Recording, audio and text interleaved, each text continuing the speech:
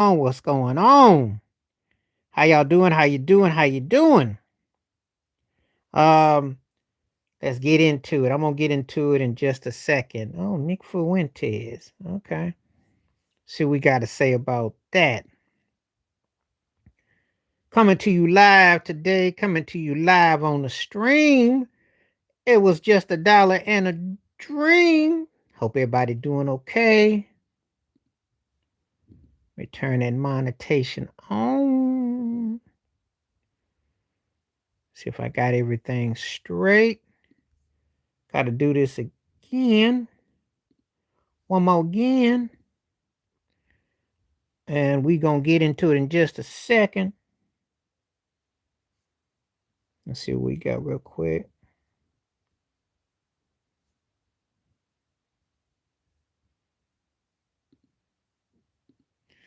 We're going to talk about it in just a second here.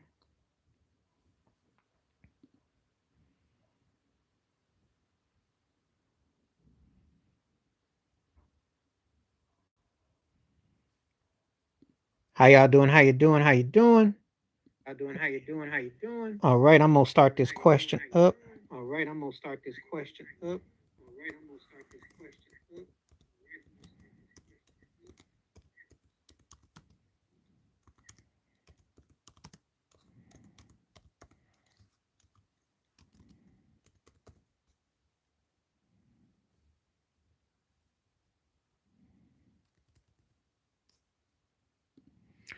So, if you're coming on,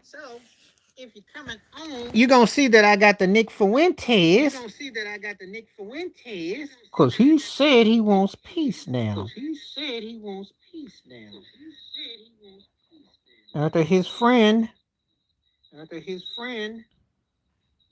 Charlie Kirk, with everything that happened.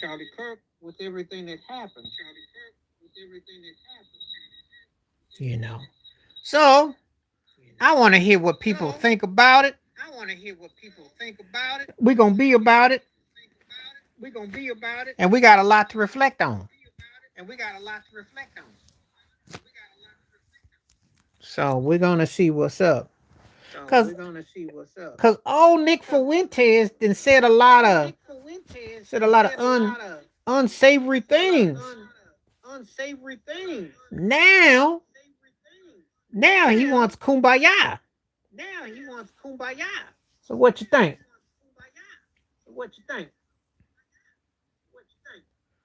You know, I'm gonna stand by what I said about what Tupac said. The hate you give. THUG thug. Comrade doesn't forget.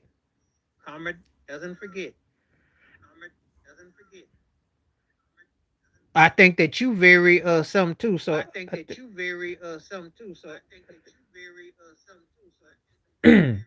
you know, you got a nerve to come up here, and that's the first thing you gonna say to somebody. You know, it's called timber.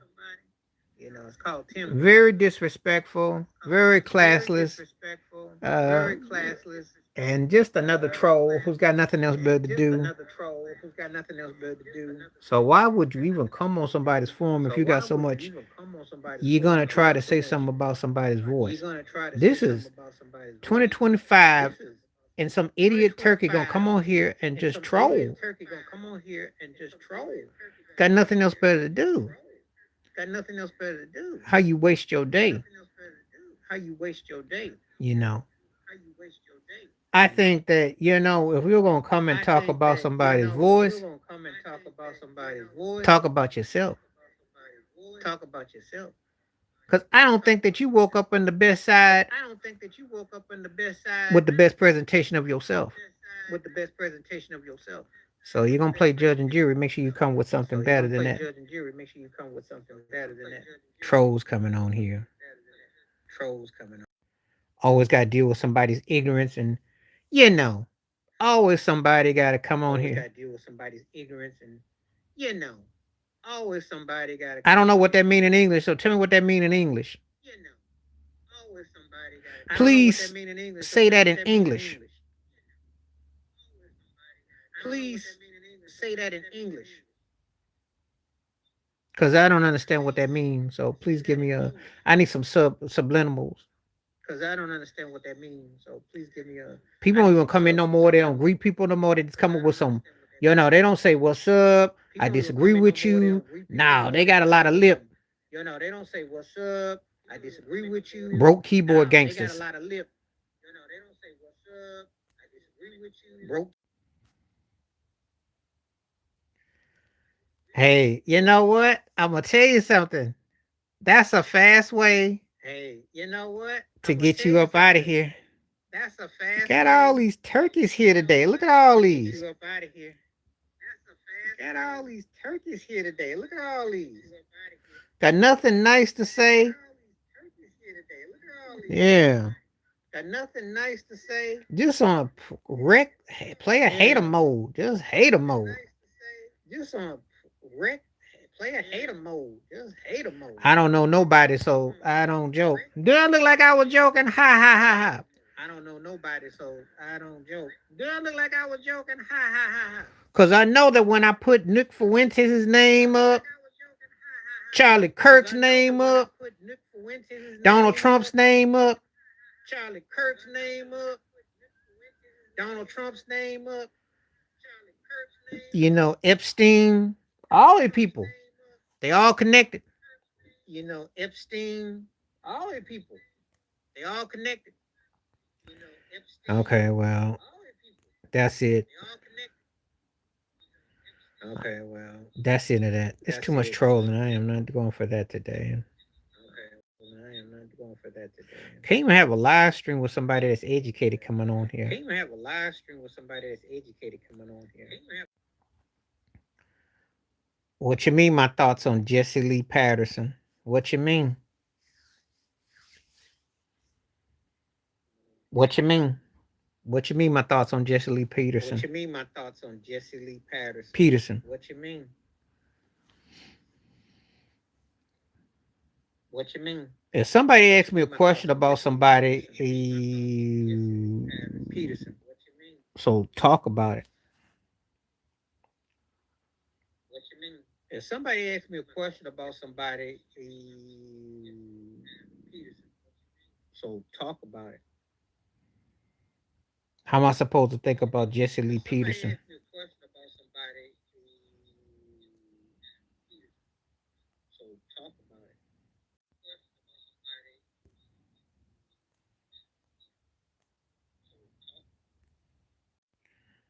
I don't even know how I'm going to address that. But let me get this for just a second. I don't even know how I'm going to address that. But let me get this for just a second. I don't even know how I'm going to address that.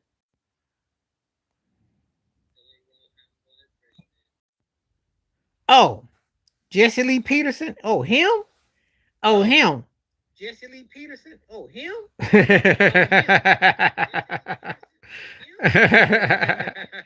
I hadn't even put the two together. I hadn't even put the two together. This is what I'm going to say about that. This is what I'm going to say about that. Black conservatism goes out of their way. Goes out of their way. To politic. To politrick. To politic. To politrick. You know, it's one thing if you believe something. You know, it's one thing. And it's another when you. And it's another when it comes off like you stepping and fetching. And it's another when it comes off like you stepping and fetching. The bottom line is there's a lot that do that, and they doing it for appeal, but they'll never be accepted. They doing it for appeal, but they'll never be accepted. But he can keep on fetching though. But he can keep on fetching though. I don't particularly care for him, and it's got nothing to do with his. It's not about your politics. It's about how you go on such an agenda to try to appeal to people. I think it's too much of a reaching and holding and just doing whatever it takes to look like you appeal.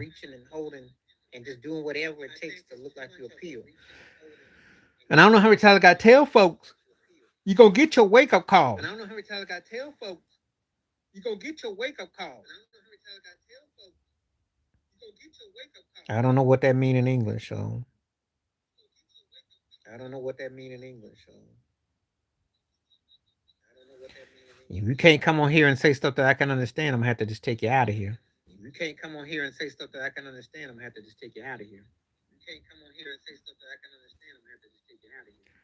I can never seem to get people with conversation. I don't know what has happened. I can never seem to get people with conversation. I don't know what has happened. I can never seem to get people with conversation. I don't know what has happened. I can never seem to get people with conversation. Well, he's entitled to what's happening. He's entitled to his opinion. He's entitled to what's happening. It's just that the problem I have is that the people go over so much that there's no balance. Is that the people go over so much that there's no balance. It's not like you can just have a conversation and then we're gonna be balanced. It's always like you gotta go extra. It's always like you gotta go extra. You know.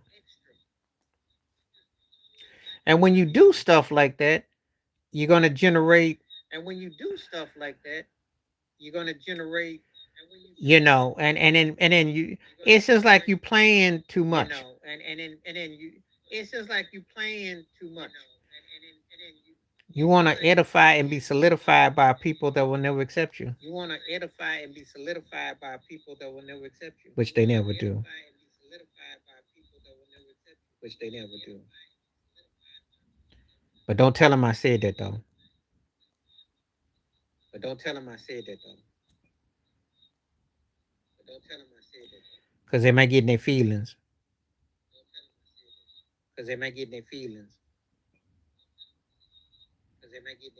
And start crying. And then I ain't got no tissue for them. I ain't got no tissue for them.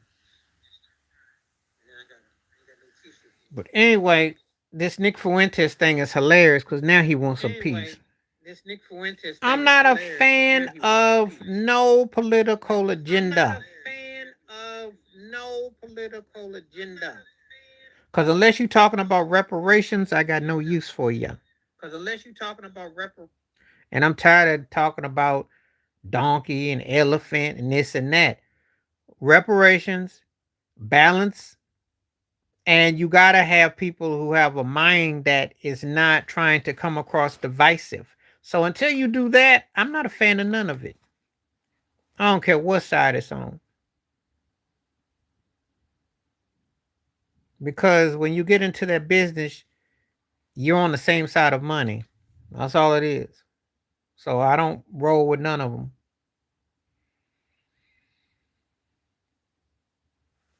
And they can, they can hoop and holler about what this and that. I ain't seeing nothing that I'm impressed with. You got police brutality, institutionalized systematic racism, too many penitentiaries, too many people underpaid, undervalued, profiling, all the stuff, divisiveness, behavior. Not a fan of it. Not a fan of it at all. So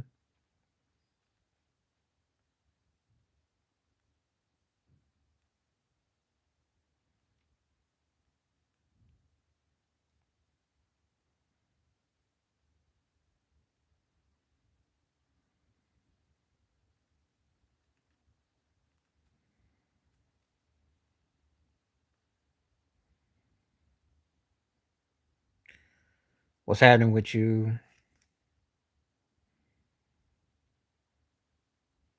What's going on?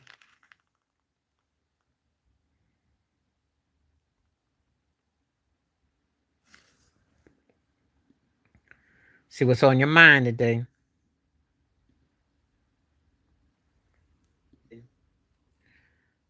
Just sitting here. I'm cool. Just came on, been dealing with some trolls, but hopefully we'll get some regular people coming and get some conversation. Been dealing with some trolls, but hopefully we'll get some regular people coming and get some conversation. I got a lot of people watching, it just ain't got people participating. See, I got some views out there though, which is cool. Because I tell everybody, if you start hitting the likes up, you hit the poll questions up, and you participate, I'll do this more often. But good quality questions, good quality people, and we'll have a good time.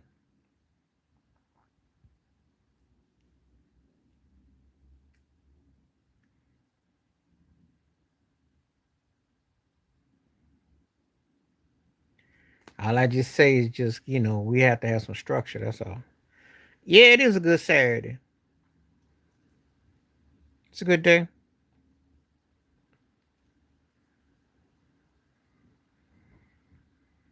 I thought I'd come on here and see if there's anybody on board.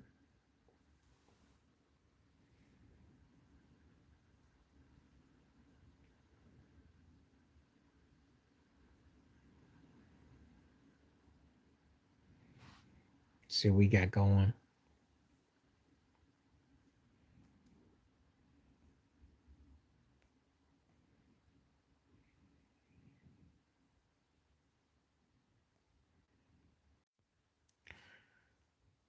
The function or a higher place, who's the function?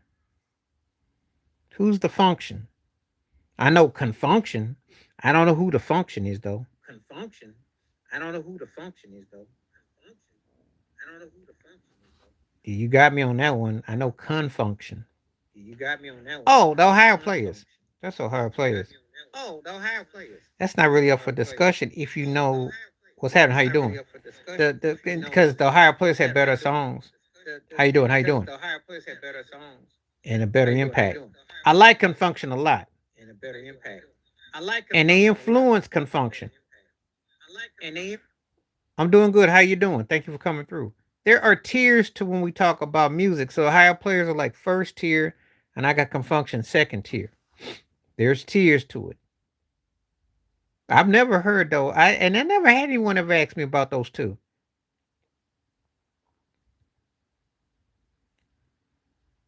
I don't even know how to say that name. But welcome aboard though.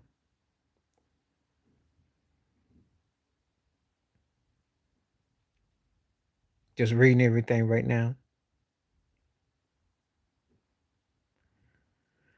Oh well, a higher place would be tier A, and then I'd have confunction tier B.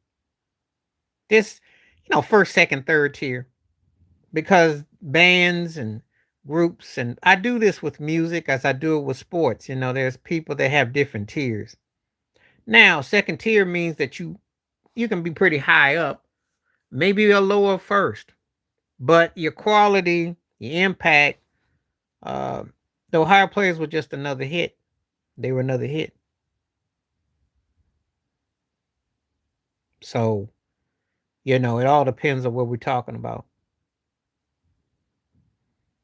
Okay, don't come across here like you trolling, because again, I didn't had enough of that. So,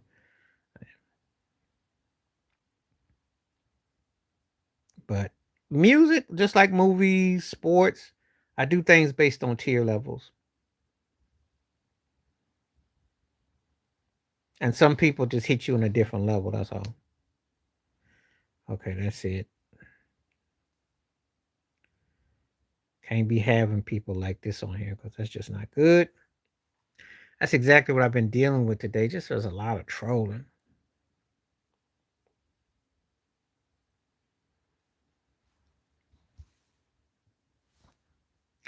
So, Nick, do you think I'm a troll? It depends on what we're talking about. Some things are good, and some things could be a little tightened up. Because I gotta have what I call a volley of conversation. Yeah, and some things are good, and some things are kind of like off the rails. You ask a question, I answer the best way I know how, the only way I know how. So, for instance, if I have Charlene in here, we have a pretty much straightforward conversation. I've had time in here, we've had a straight conversation. Ted's in here, straightforward conversation. Certain people come in here, and we have what we call a volley. It's like if you're playing tennis or badminton or ping pong, it goes back and forth, a good volley. Some people are kind of wondering about agenda. Bit of both. Yeah, because I like old school things. It depends on certain things, but there's certain things new that I like. Depends on what you asking me about. That's a very wide thing, and to say that because it depends. I'm more partial to old school, but there's some new school things I like. Like I like new school technology.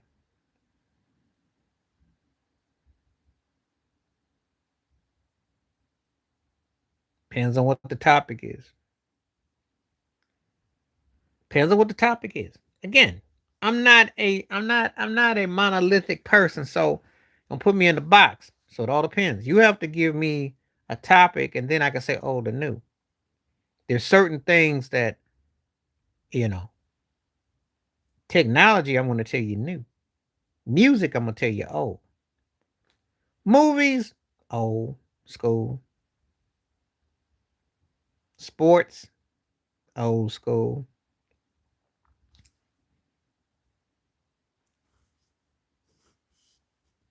Inventions and things, I'll say new.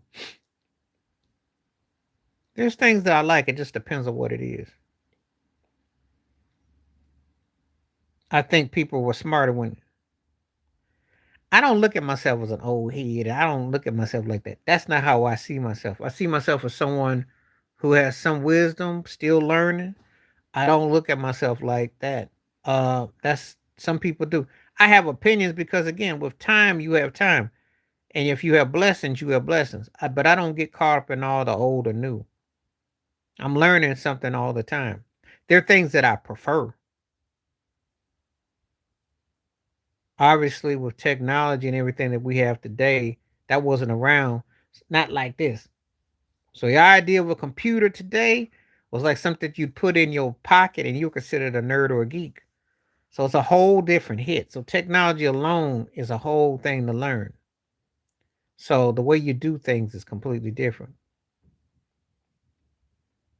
You know, our idea of robots and all that was Star Wars back in the day and Close Encounters and stuff. So it's a lot to learn.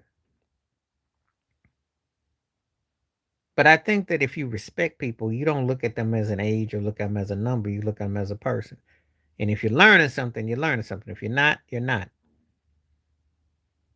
It's like mouth to mouth resuscitation. You either breathing it in right or it's going out the wrong. So that's how I look at it. If you depends on how you go about it. Depends on how you go about it.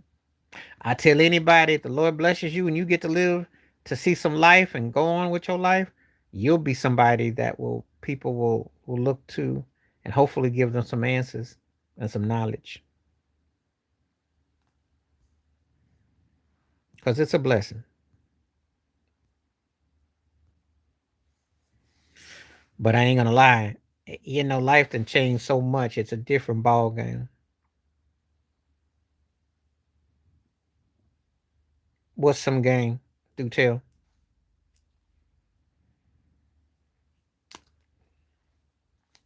Do tell. You look at life like this. I kind of put it in perspective because now everybody's got pretty much a whole world in their hands, literally, but they still fundamentally subscribe to the old. That's what blows my mind.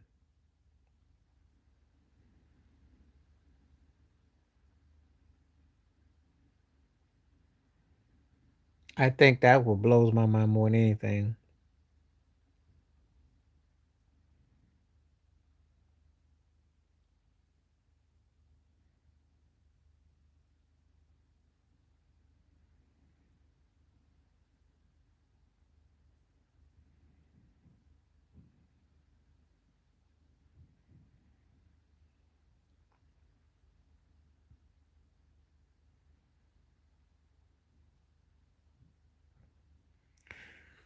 That's true.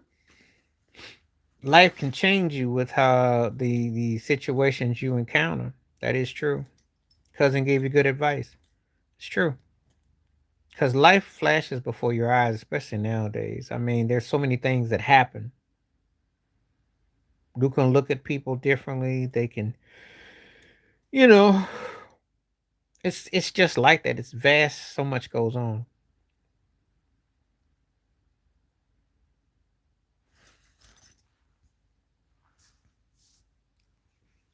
It really is. It's a quite a trip around this journey.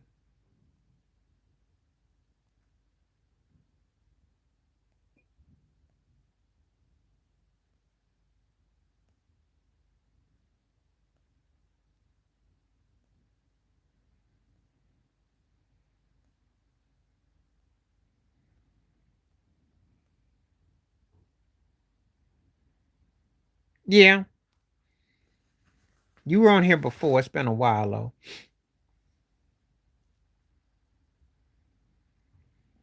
Now, if you can remember, please hit the like button. Uh, let's see. I gotta get these trolls out of here. I remember you. If I say I remember you, I remember you.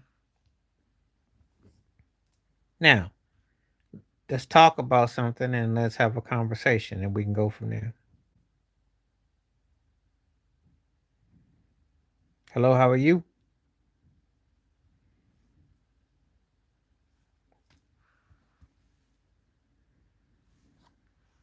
I remember when people were friendly to me. Even I remember my detractors.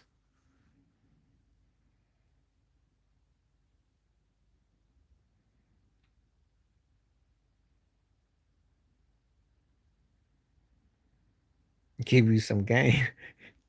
You want some game, you gotta ask questions. Closed mouths don't get fed. So you gotta ask what you want. Can't tell you nothing if I don't know where we're going with it. Can you dig it?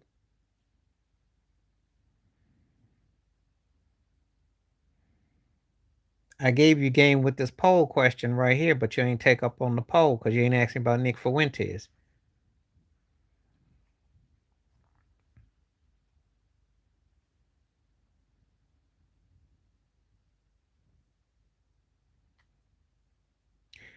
He was a friend of Charlie Kirk, and he's been so poet and Trump, etc. So thank you very much. Appreciate that. I always welcome people that subscribe, hit that like and support. Appreciate that. You got to do some reading. You want game, you got to be well read. Don't give me in because you're younger and you don't want to know no better. You got to enlighten your brain. Got to educate your mind. That's how you get game. See, be a wise person. You can be wise really quick if you read between the lines in the rooms and enlighten your brain. First of all, this is not like the price is right. Do I want 1,000 or do I want 1,000? How's that going to happen? No one has ever. I have a donation thing up there. I don't even know who you are, where you come from. This is a trip. I don't turn down nothing, but I don't believe until I see it either. Okay, let's just say that. Believe it when I see it. Well, don't say nothing that you can't see. Now, if I had been holding you, accountable, that sounds like you trolling me. So don't say nothing if you don't mean it. Don't put a message out there. That's what I got to tell people. Because sometimes people be saying stuff because it sounds good in the moment. That's like being drunk. Sounds good in the moment until you got to wake up and then face the facts.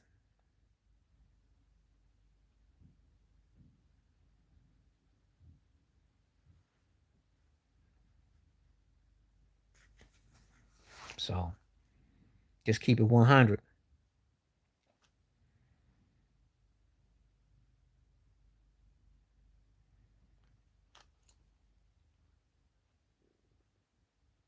Doing all right. Feeling like a precursor to autumn already, but I'm doing all right. Feeling pretty good. Thinking about an evening walk. And I thought I'd have an evening talk. Where are you coming from, by the way, if you don't mind me asking?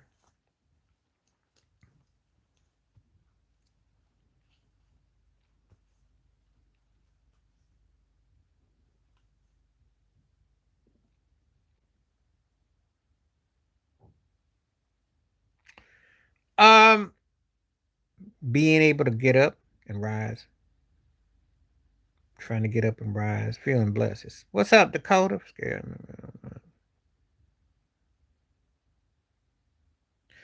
Oh well, it's last days of times, Dakota. It's what you call what's happening? How you doing? Good to see you. Good to see you.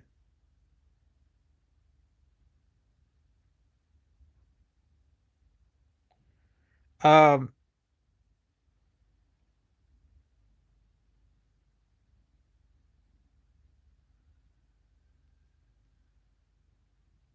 I think that yeah, because if you know, it's like Tupac said, the hate you give, you know, your stuff that you do is coming back. And a lot of people are frustrated and you know, very angry. So they don't have no answers. And it's a very scary time. But that's what the people are trying to stir up the pot, you know.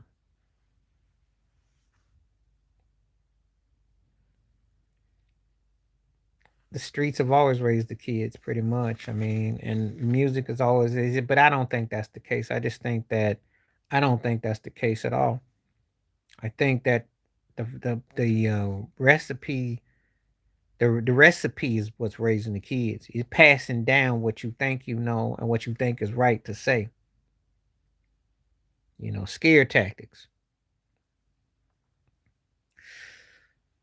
Yeah, but you got people that still know right from wrong. You still got to know right from wrong.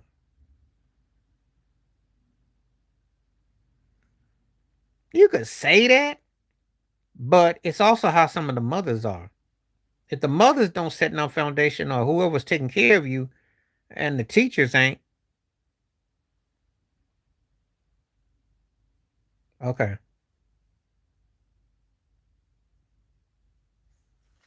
Yeah, I'll still be here in 20 minutes because I'm on for an hour today, so I got a whole nother half hour at least. Depends on how it comes down. Um, I had grandmothers who disciplined. So don't I can't say that the father it's a shame, but if you put discipline on people, you know, respect, that's what's up.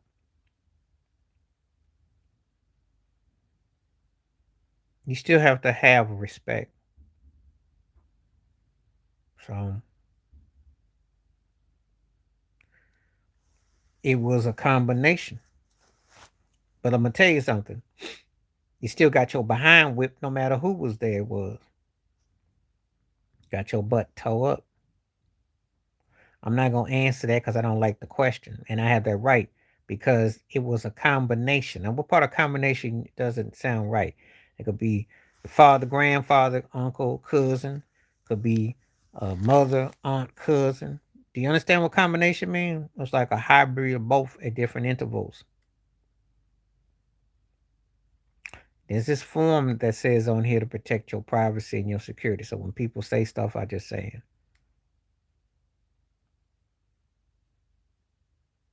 Well, mine was 50-50.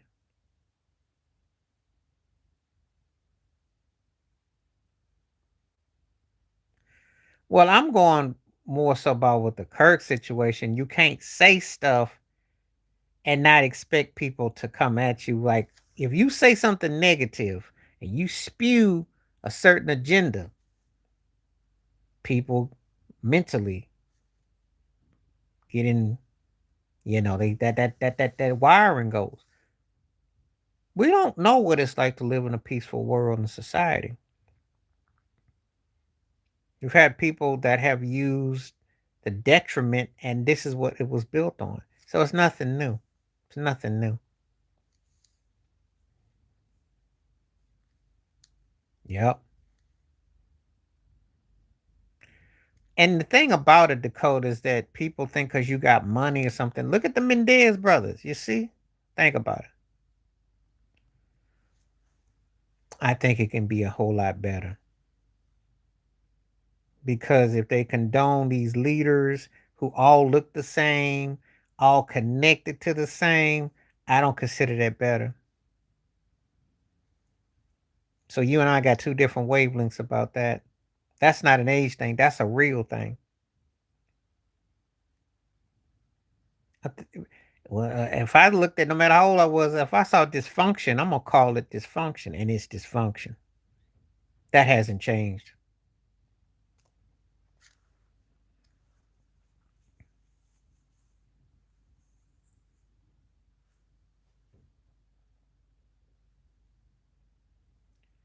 Well, there is a code. There is a group of people that dictate and stuff how things go. So they want you to be divisive. They want you to, this is what they want. It's pushed on purpose.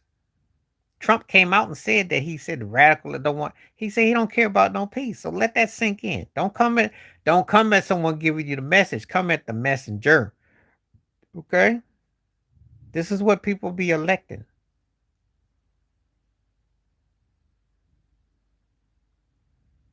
This is what people say that they want. So I got nothing to do with that.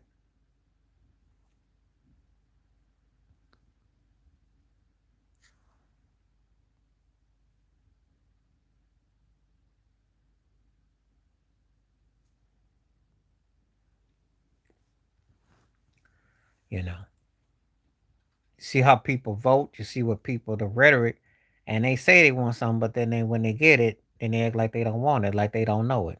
It's a trip. You can't have it both ways. This ain't Burger King.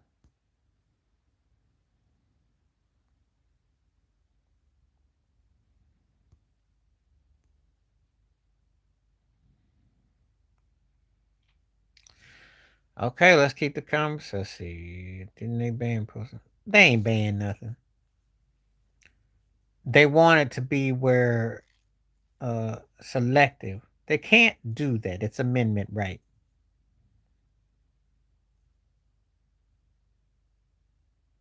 Now, because you get heated for a few days and then back to life in about a week.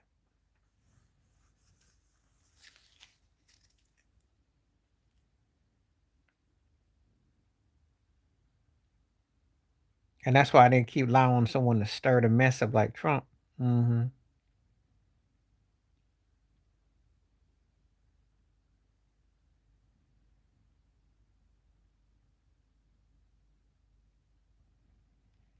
So, like I said before, if they coming looking for something, they're gonna try to find something on what they've been really looking for. And that's all it is.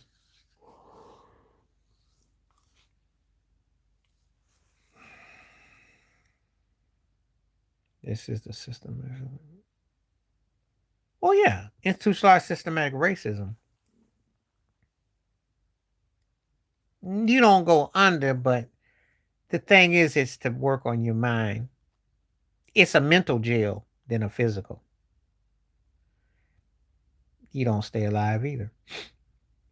It's a mental jail. It's called survival of the fittest. Neither nor that. Comply doesn't really mean anything because uh, they don't believe the stuff they say.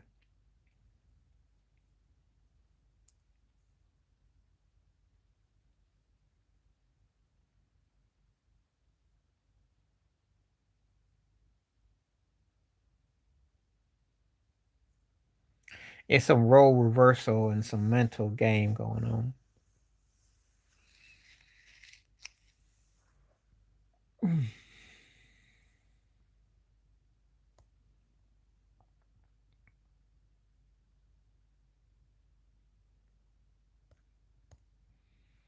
Oh yeah. Oh yeah. Oh yeah. Because Micah is a big. If they got, if Jordan Love don't turn the ball over and they stay poised, they're gonna be hard to beat. They're gonna be hard to beat. Now, what happened was they just put Washington to sleep because Washington's coach isn't savvy enough to make adjustments. They started running naked up on Jaden Daniels and Debo, and when they started getting physical with them, Washington doesn't have the luxury of a running attack. Washington is kind of pedestrian, kind of predictable on offense. So Green Bay just got made them play ugly. Washington is actually a very finesse team. And they always hope for a haymaker and a play option. So they just got put to sleep. That's all. But Green Bay is doing what they're supposed to do. They're gonna be a. If everybody's healthy, um, it's a chance he can win a ring. Be as great as those guys. They won multiple league MVP, so that's gonna be kind of tough. He got a chance to be considered a top 6 or 7 quarterback. I'll give you that. And he's poised. So if he sticks it out, what's happening? How you doing? Good to see you, Charlene. Sticks it out, probably got a chance to at least get an MVP.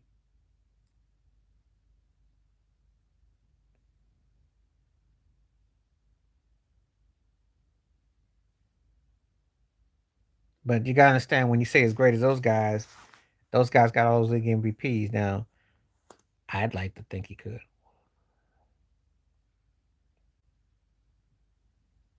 They could.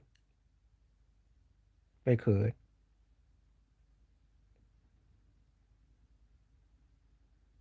Um, Jalen has a for me, Jalen Hurts is a top 5 quarterback. The guy got on the 2 Super Bowl.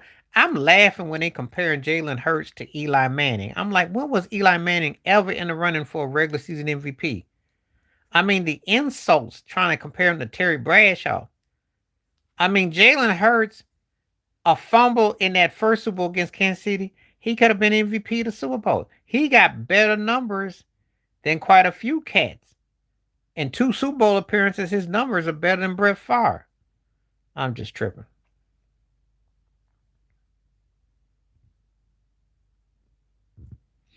He's not better than Jalen Hurts. He actually had better weaponry. He's not better. He sucks during the regular season. Now, you want to come here and troll, talk about why Eli looks so average most of his career. He's so special and better. How come he in the first ballot Hall of Famer? No, you tripping. You tripping. Because the guy ain't even a first ballot Hall of Famer with 2 rings and he beats Brady and the Patriots and he beats undefeated team and they people are still shrugging that they think he's a Hall of Famer. They ain't got no stacked offense. Stacked. Stacked. You act like he's got like Terrell Owens and he's got all the Saquon. They got a good. I'm not. Their system is tough. Their system is tough, but I don't think that he's got like an offense that I go as an offensive juggernaut. I don't see it like that. I don't see it like that.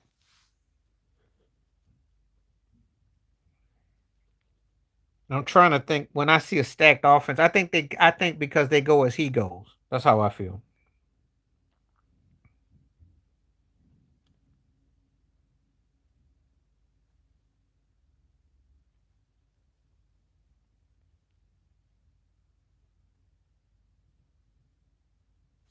Why you gotta do that to me? Why you gotta do that to me? 2 scrub teams. Somebody gotta win. What if it just be a tie? 3-3. Um, it's a big game for Miami because if they lose to New England, they are done. And the way they got embarrassed by the Colts, they let Daniel Jones look like Bart Jones, looking like Andrew Luck was like who? I mean they. I mean I know about Jonathan Taylor and their defense pretty good, but I mean the way they got embarrassed. Ooh, they better win, and they better make a game of. New England ain't got enough offense. Patriots gonna have to hope that they can bring back 1997. I like Barkley and AJ, but they don't really. They don't really. They go as Jalen goes. Jalen is part of the monster because he can do so many things. He's a lot smarter and better than he looks, and his pro career is better than Tua's too. Yeah, Miami should win their game, but those teams suck though. Week one's an indication. Oh, that's embarrassing.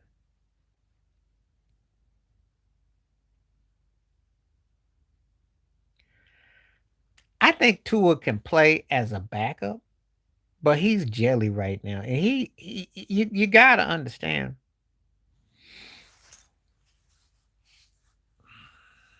No, because he had plenty of time to be that way, and he didn't. He had a better system. They should have beat Philadelphia in the playoffs last past year, and they didn't.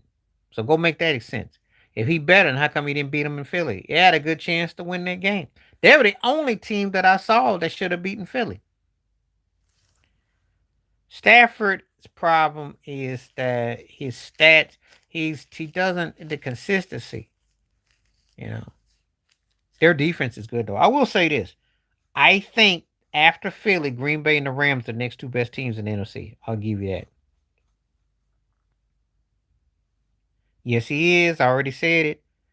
If you ever watch my videos, I've already went through that.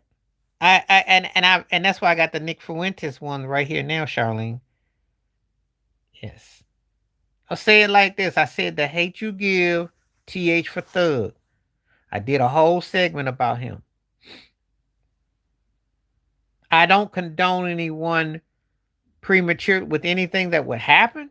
However, I can't find anything good to say about the guy because you can't spew that kind of negativity. He was only 31, but he got taught some of the most negative stuff. Cam is more elusive than McNair, but the problem is that he plays for a team that set him up for failure. He's another example of a black quarterback going to a team that has no top tier receivers. Those cats were inept. If one of them cats had a half of a hand, they beat Denver. They dropped too many passes. That game was like watching paint dry. And he's a better quarterback than Bo Nixon, but Bo Nixon got the better coordinator than coach. I'm telling you, you want to talk about black and white and quarterbacks and how you get set up? Bo Nixon got set up nicely. Denver should have lost that game. If Cam had anybody catch half those balls, they win that game. Because I didn't know who was trying to get that game away the other night. If he can be as good as McNair, then he got a chance to be better. But he got to get a receivers and some people that play alongside of him. That's a pretty good statement. But they didn't set him up for they set him up for pretty much failure with that situation. Those guys were dropping too many passes.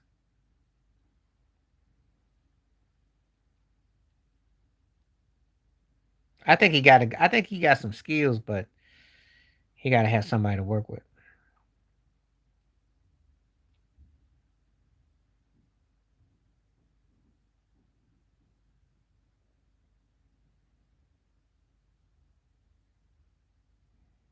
Some places do big parades. That's their choice. That's their business. Um, I think it was an inside situation. That's all. Mac Jones plays for the 49ers now. No, everybody doesn't. That's not the case. Not everybody, because then America does too. McNair was as physically talented, but again, like I always say about black quarterbacks not having the right receiving core, he didn't always have the right sets to give him to see what we could have really got out of him. And Cam doesn't have it right now. It looks pretty bad. Yeah, you got places that stand with folks, but then you got a lot of people that don't.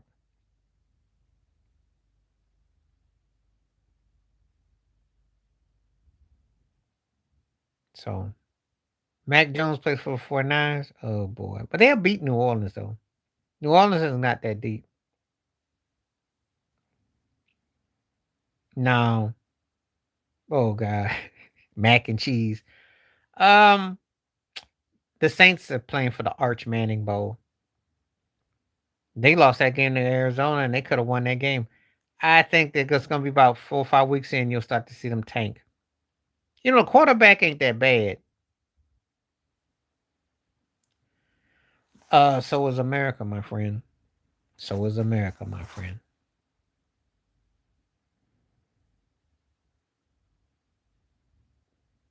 Well, it could have been that way, but it's always been part of the lore. It's always been that way.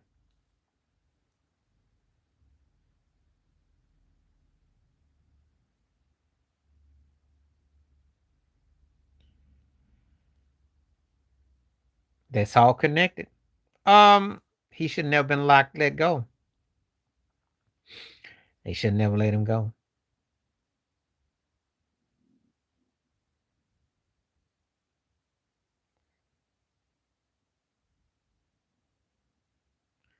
Well, what I was trying to tell you is like when Michael Vick came into the league, Atlanta did not have a top tier receiver. I've seen black quarterbacks usually aren't blessed what Mahomes had with Tyreek Hill and with Kelsey. Sometimes they get what Cam Ward's got. That's more the norm. Just like Cam Newton did not have Steve Smith when he came in. You know, they don't get the right receivers, the right players. So their white counterparts get, it's a fact. It's a fact. Because I haven't seen a black quarterback get the same, come into the league and have what Brock Purdy had.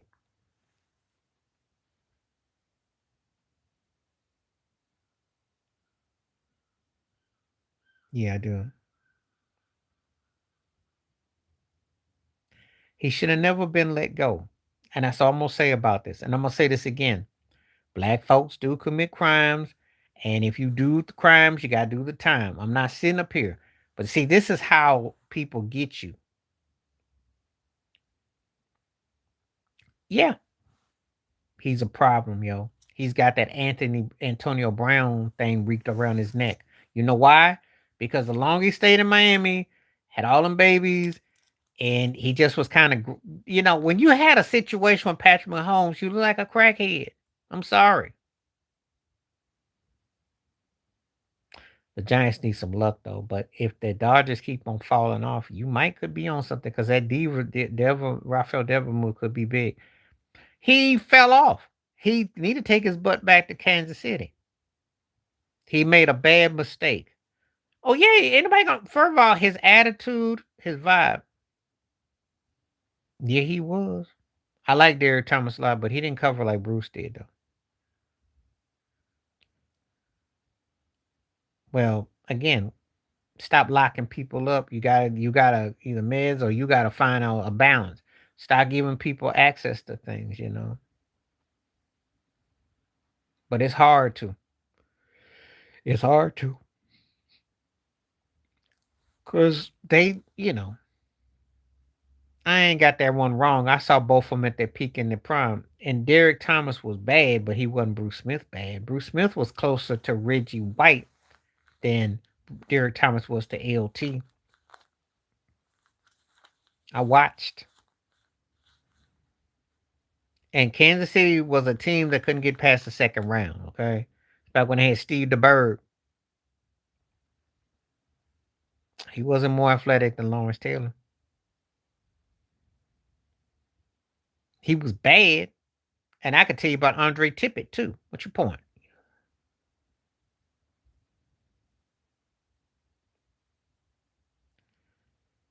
I don't think you should. I think they should. What's happening? Glad to have you on here, Tom. Thank you. I'll tell you like this about that. Barry Sanders is one of the five greatest running backs I ever saw. It's not his fault that his team wasn't that good. He didn't have no quarterback. You can't do it by yourself. No, no, no, no, no. He played. He played good. Harvey Martin was bad. He was, but the Patriots weren't that good. But they only had that one time with Steve Grogan and Tony Eason, and they got their butt toe up in the Super Bowl. But I'm just saying, when you start naming names, well, let me address something real quick about homeless. Uh, I don't. I think if you live in the richest country in the world, you should have enough money for everybody to get a place. And nobody, people get used to because of the taxes and the government and the whole agenda. I don't think people just say, "Okay, I'm gonna roll over and play like this." Okay, once I take my bills bias out, yeah, they can. If the bills don't stop the run, let's not act like Justin Fields looked good against Pittsburgh. Let's not act like the Bills exactly stopped Lamar Jackson. They didn't. Derrick Henry fumbled that ball, that 4th and 3, bad play calling and moves. A 60-yard field goal beat the Jets. The Jets offensively did what they wanted against Pittsburgh. Baltimore did what they wanted against the Bills. Let's not get it twisted. I'm a Bills fan, but I was very disappointed in that game, if you must know. There are no nothing to get excited about when you win a game 41-40. It's good for like if you want to have like a tribute. Yeah. Can't clean it up when you can't stop the run. Can't stop Derrick Henry under no circumstances. I don't know.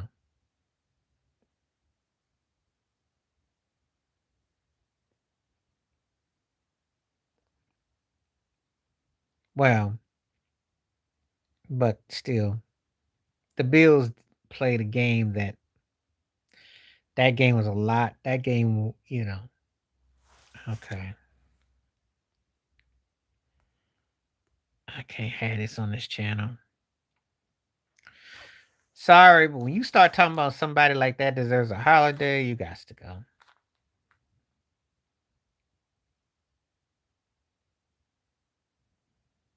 Daniel, they're bad. I'm a Bills fan, and that was bad. I'm not excited about that game. I don't know what football y'all be watching. I don't get excited about no 41-40. Yeah, they won, but the same to me, two flawed teams. Two flawed teams. Ravens is flaws is because they need a head coach that understands how to coach Lamar Jackson and finish up games. They didn't blown 4 or 5 games of double-digit leads in the fourth quarter. Harbaugh can't have that. You can't. You're wrecking a guy who's a perennial MVP and a team. Don't play no defense, and you blow games. This ain't the NBA. And stop treating everybody like they're the Golden State Warriors. That's the problem. I love it, but I don't want to fall. That's a problem because it's against the same team that we had to have everything go our way against. Can't stop Derrick Henry, and that's what stays on my mind more than anything.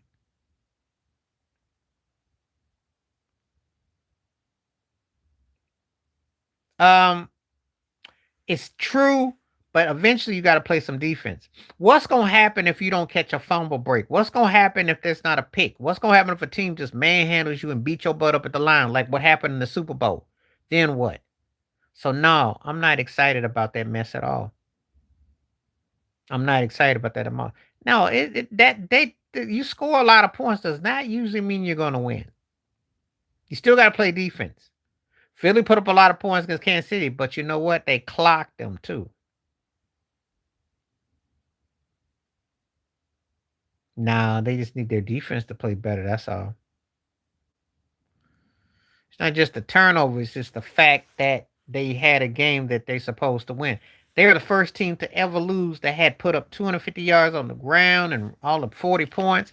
That doesn't supposed to happen. That's on the coach. That's on the coach. I think a lot of y'all missing the point. And you talk some real football. You want to talk some real football? And if you're a fan of either one of the teams, you see the flaws. There is nothing to discuss. That was a very flawed situation. Very. You see what Green Bay is doing?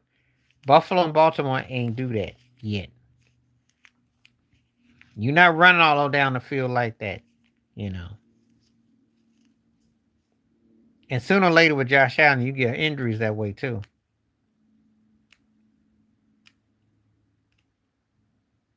The Colts. Because if they play like they did against Miami, now granted Denver's a better defensive team, but Jonathan Taylor doesn't get cute at the 1 yard line and actually crosses with the ball, they'll win the game. Bo Nixon is a picking off machine. He throws a lot of interceptions. So the Colts could be a sleeping team. I think Denver's gonna be tough because I'm gonna tell you, Sean Payton can coach. But the Colts, this is an interesting game because the winner of this game, I think, will make the playoffs. I'm gonna say it now. I really do.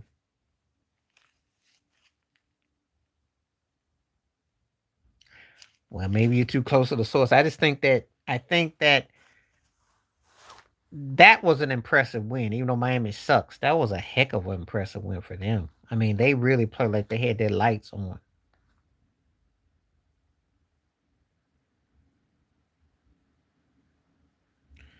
I just think that the Broncos didn't look good in that week 1. It's on the coach because you have to make adjustments. You have to make adjustments. You had a 4th down and 3. You ride that with Derrick Henry. Play calling. That's on the coach. No, he's got to be held accountable. He's got to make necessary changes.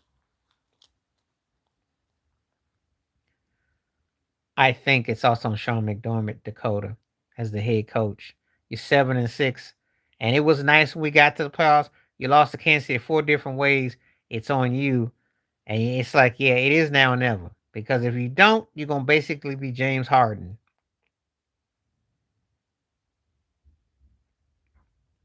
and you ain't gonna give me so many more chances. And we do know, you do know, in the back of my mind, I got a feeling Patrick Mahomes got another ring or two before he hangs them up. I just do. The guy went to 5 already, 3-2. So yeah, and that's the coaching.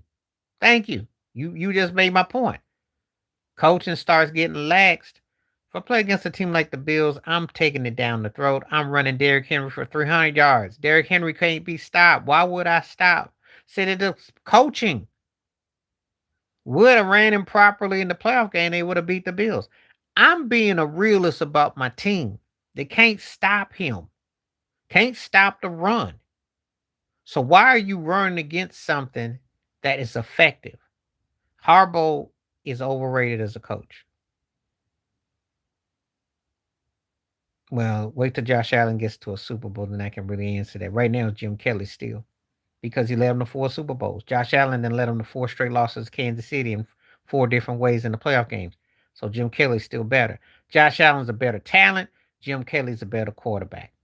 Gots to get to the show. And it's not gonna sound favorable to say, but that's how I think. You got a Super Bowl based team. You got a situation where you know you're one of the so essential teams the last few years. You got to get it done. You don't get it done, you just a guy that's stat padding.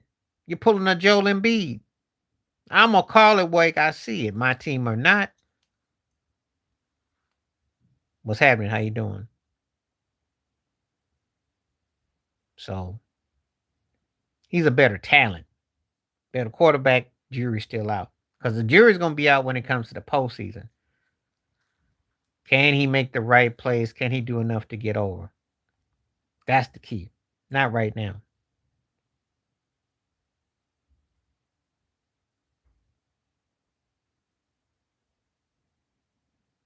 That's not even close to a troll because Mark Brunell is better. Why would you even say that? One guy went to an AC championship game. The other guy throws picks left and right. He's on quarterback starting life support. Because Trevor Lawrence, between the injuries and the picks, got his coach fired. And they went from a team that looked like they could have run that sorry division to now barely being 500 if he's lucky. So no, that's not for discussion. Yeah, Brunell's better. Because I ain't seen nothing from Trevor Lawrence that told me otherwise. No, he was the best player, but the Bills in the 90s were the better team. Electric Company offensive line was great in him, but if you took his talents with the Bills of the 90s, then there you go.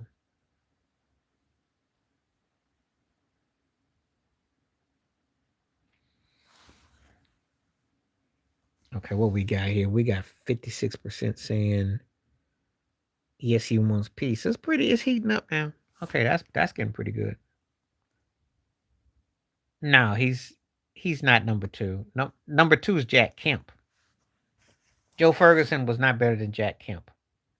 Okay,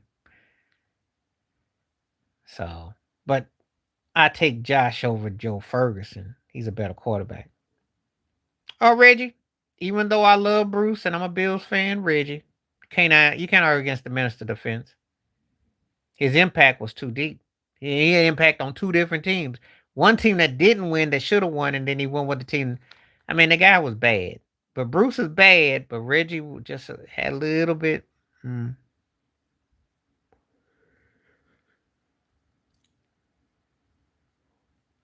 Yeah, but he's not better than Josh Allen. He's not better than Kemp.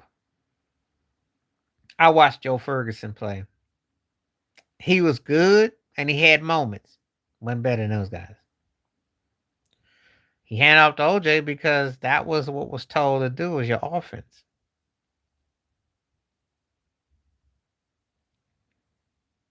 Until Juice went to Frisco. But Ferguson had a couple okay games, but he just, you know, he was good. I'll give you that.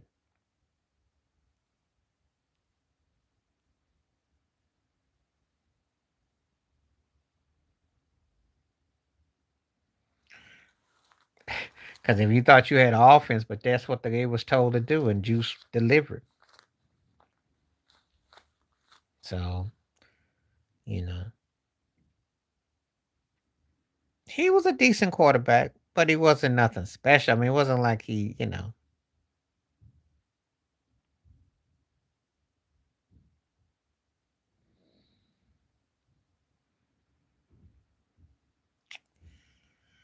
Uh, that's a great question. I am going to say, I'll make that into a future question. Let me put my brain on. If I'm going by all of that, I'd probably say the 90s because you had a little bit of everything. You did. You had the dynasties. Yeah, you had Buffalo, you had Dallas, you had San Francisco, Green Bay. You had some intriguing teams. And that's a great question too. I'm gonna have to use that for a future question. So thank you. I'm gonna give you a shout out on that one. That's for a future episode. Um, of the four. Because I never get asked that. But the 90s moved me. OO's had some things. Let me think about the OOs. I mean, New England was dominant there, of course. The Colts, the quarterbacking that's what it was. Yeah.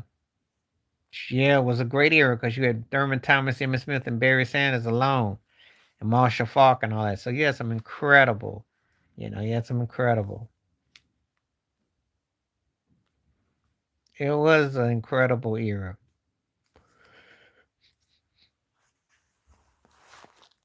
Well, he played in the sorry division. No, they won that Super Bowl fair and square. They won that Super Bowl fair and square. Peyton Manning threw a bad pick. I remember that pick he threw.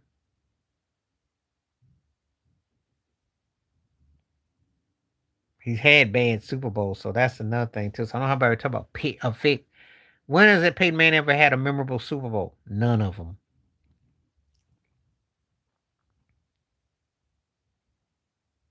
So I liked Flutie. We got him a little bit later. Would have probably liked him a little bit sooner.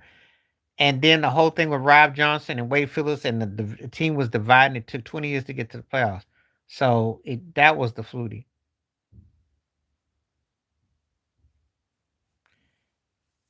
Which man are you talking about?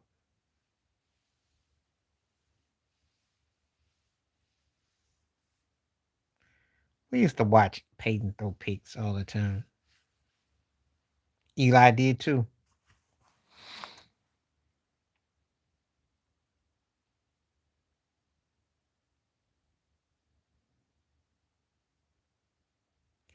Oh yeah, that one with Tracy Porter. Yeah, I remember. He's never had a memorable Super Bowl though. I watched all four of his Super Bowls and they were all, you know.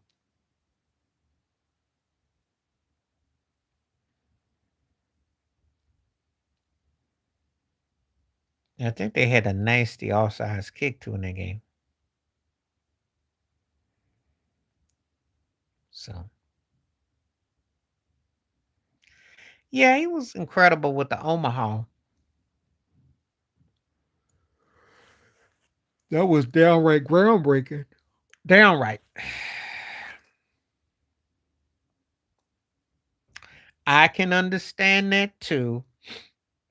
Because for all the hype he gets, his postseason didn't match what he did in the regular season. And those guys are two of the greatest regular season quarterbacks I've ever seen. – We just stopped by regular season. If we go by regular season, Peyton might be one of the three greatest quarterbacks ever. And probably a top 10 player if I just use regular season because his dominance was mind blowing. Omaha and hit you, but then he get in the postseason and he just so mediocre in the Super Bowl. He just always look mediocre. So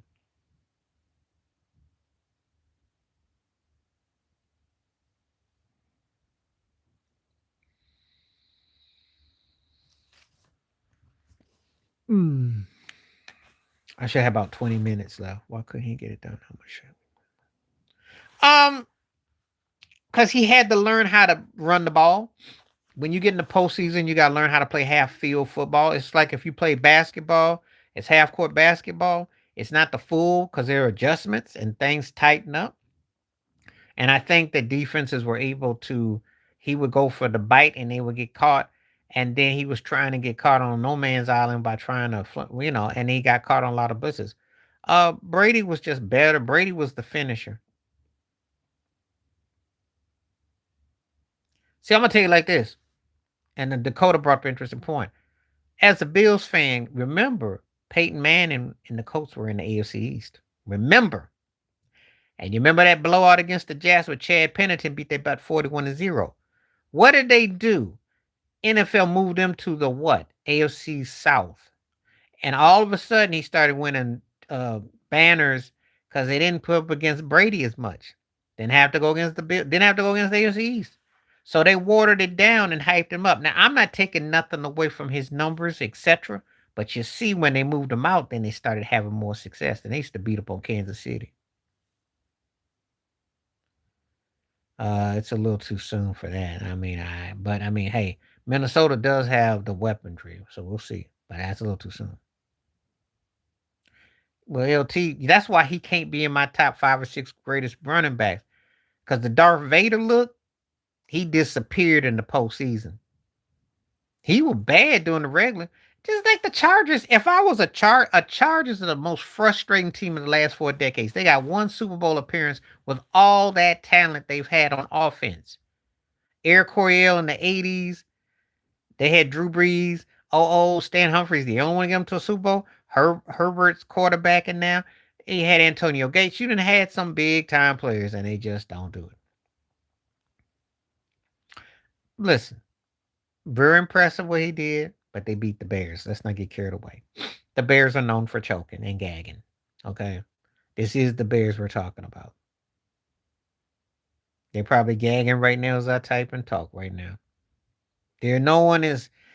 Caleb Williams is going through the same problems that Justin Fields went to, and that team doesn't hit the right notes with getting the technique. They should be better, but he can throw. All they did was make some adjustments, and that was the key. But they're playing the Bears, though. They do underachieve. But we'll see. We'll see.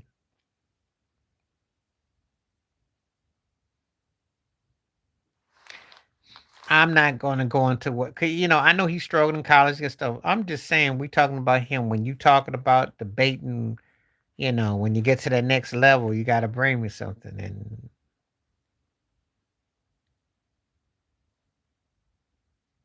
that's all I know. It's definitely a situation where they have an agenda.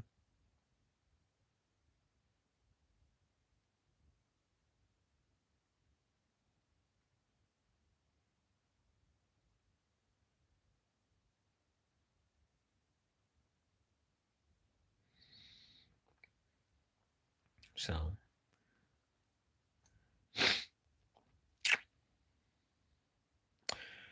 I will start Lamar Odom. I got to bench Stacey Ogman. I got to cut Tony Kukoc. Lamar could do everything Kukoc could do, and he was a better version of him. Uh, Stacey Ogman was good in college. Kukoc never had the right situation when he came to the pros. He could play, but he was more of a tweener, and it didn't quite work out. It just didn't work out.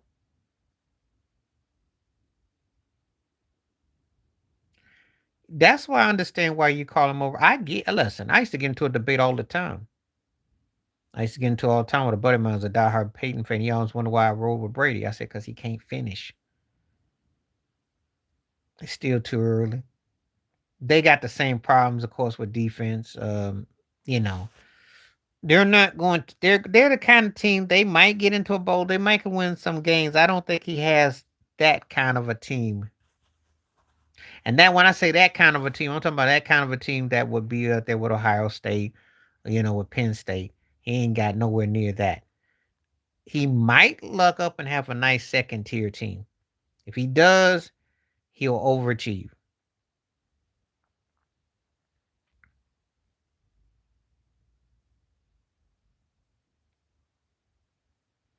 Yeah, he did.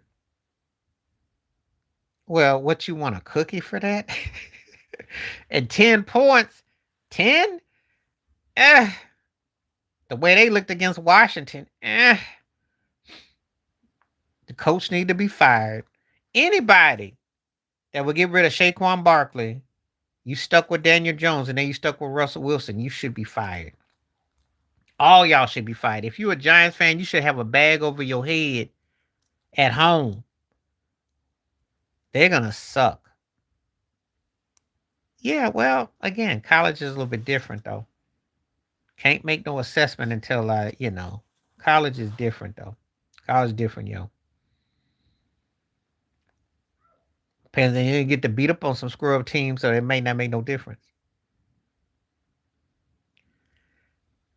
At least McDaniel got to a playoff game. They used to choke in December. Dable, when they had that little romance a couple years ago, and it fell apart. It just the stupidity. I'm sorry, the stupidity.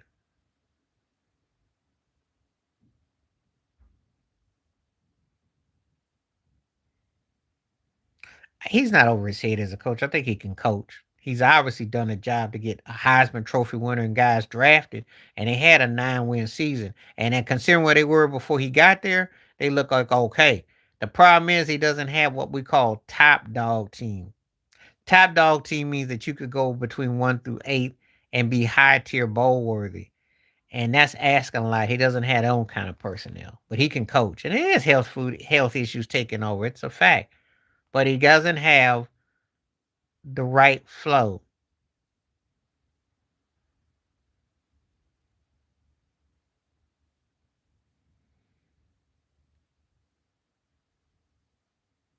I think he done a good job as a coach.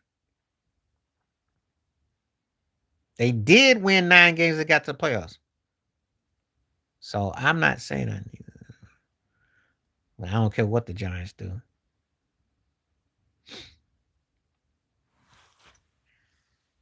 I think they did get a. He did not just have a Heisman Trophy winner as a player. Do you know how hard that is? Do you know how hard that is? The Ohio State won the title last year. Did they have a Heisman Trophy winner player? Think about his impact. That's impactful in itself.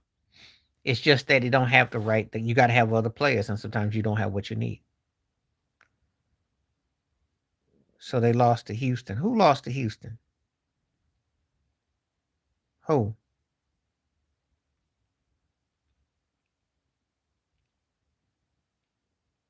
I'm kind of confused right now.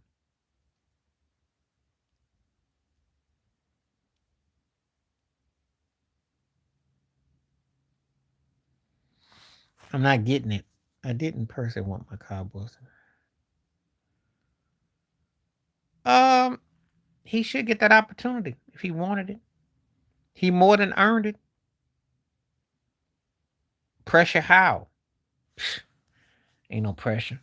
It's just that great players don't make great coaches on the pro level because they have expectations. That's why.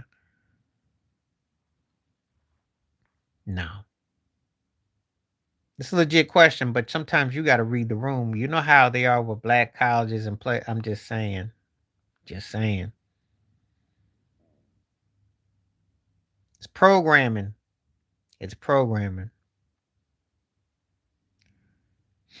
Yeah, but I'm gonna defend him as a good coach because they were a 9-win team. Look at where they came from compared to where they were. He proved himself.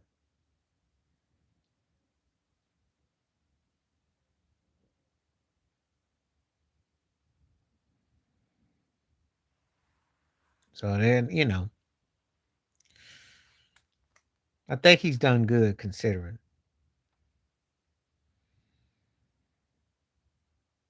And he can coach. So he proved that already.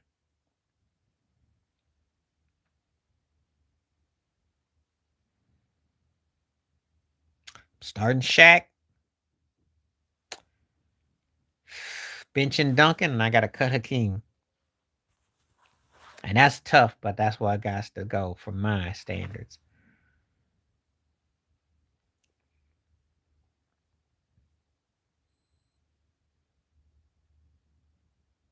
I don't know. Sapp ain't gonna get nothing from the NFL.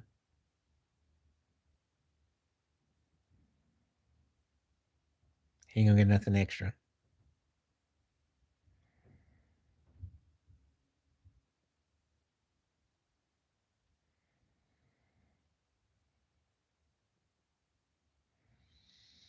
Okay. We should have about 10 more minutes. I've been on for yep, about 10 more minutes. Let's see if people come on through. Let's see what we got.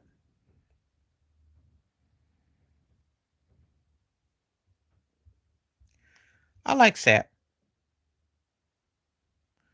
He had more than one move. He could move his legs. If you didn't pay attention, he had great footwork. What you talking about one move?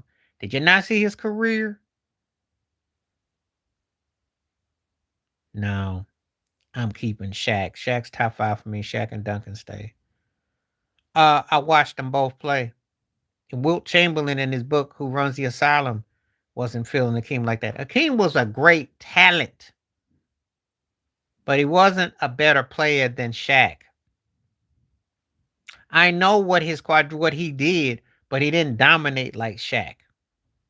And he didn't have 3 different lives like Shaq. Shaq had a life in Orlando, the Lakers, and Miami. Crazy talk, huh? You ain't talking about somebody who don't know what they saw. When he was in Orlando, Shaq was like Giannis. He got to LA, he got physical. Then he got to Miami, he matured out. When did Elijah one have that? Elijah one with Ralph Sampson did not dominate. He was trade bait. The numbers weren't that far off. I'm glad you brought that up because the Rockets used a 3-headed horseman against Shaq. And the numbers were almost parable. What really hurt was Clyde Drexler had his way on the perimeter. Nick Anderson missed those shots. They had Robert Ory, Kennedy Jet Smith, Marielli. The guards of the Rockets were too much for Orlando. That was the big difference.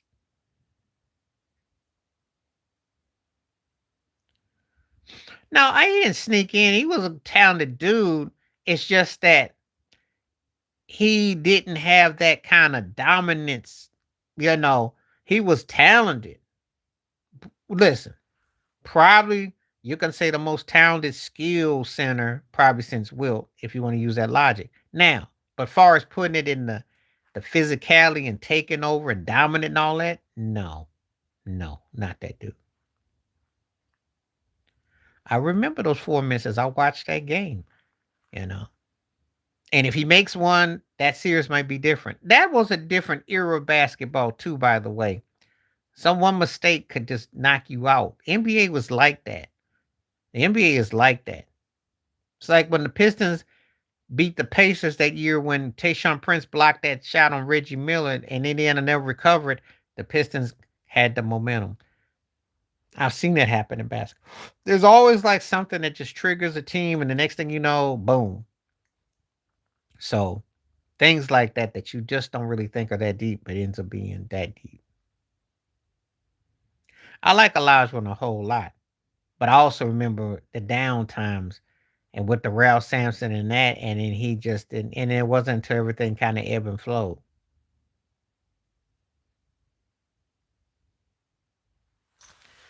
He didn't have no fall. What you mean a fall? I remember the Pacers. What fall? He didn't have no fall. Shoot, the guy's got an NBA pension. How's that a fall? He had mentally those situations. The guy still got a job if he wants it. It's a waste. It's a shame because this guy could have been like a Jason Kidd of bigs. Got handles. Once in a while could score, rebounds. Shaq. I like Dave Robinson a lot, but he was never as impactful as Shaq. In fact, remember in '94, Donald Sterling, they wanted him. He ain't shut down no Shaq. What era? What are you looking at? What's your TV on? Ben Simmons ain't shut down no Shaq. Robinson was bad though. Does the guy been in the league 10 years? Did they pay him a pension? How is that? I know what you're trying to say. You're talking about from a basketball aesthetic. But if a guy is in the league 10 years, that's not a bust. The guy can keep a job, that's not a bust. We just don't like what he got away with, that's all. Like he got away with crime. I know. I understand. I understand why you feel what you feel, but I can't feel sorry. And besides, everybody plays for the Sixers is in the same. Remember that? James Harden did the same thing there. Joel Embiid does the same thing there. Podcast Paul George. You see where I'm going with this with Philly? What's wrong with Philly? Did he get to 4 finals in 5 years? Did he do not win 3 straight finals MVPs? Kobe got to a point where he could only talk after he worked on his own body after shooting up them air balls in '98 against Utah. But he also was the same man that Phil Jackson said I couldn't coach him after '04. Ben Wallace never shut down Shaq.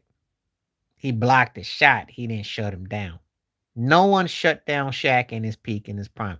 And you're going to tell me that 26-12 is a shutdown in that '04 finals? And that's what, and let me let it in the record too. All the finals that Lakers had with Shaq and Kobe, Shaq was better than. Okay?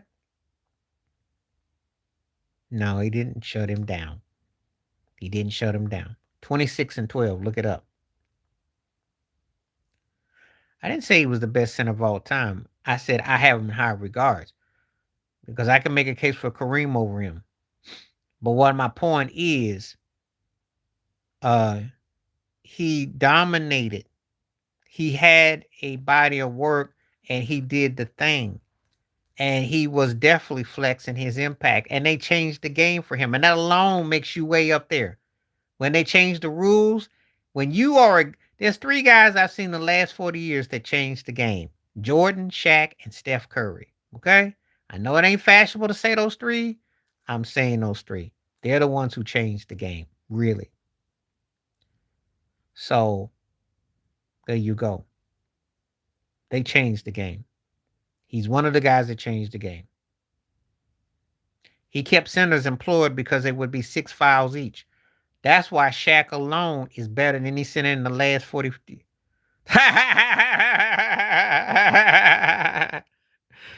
Hold on, I'll be right back.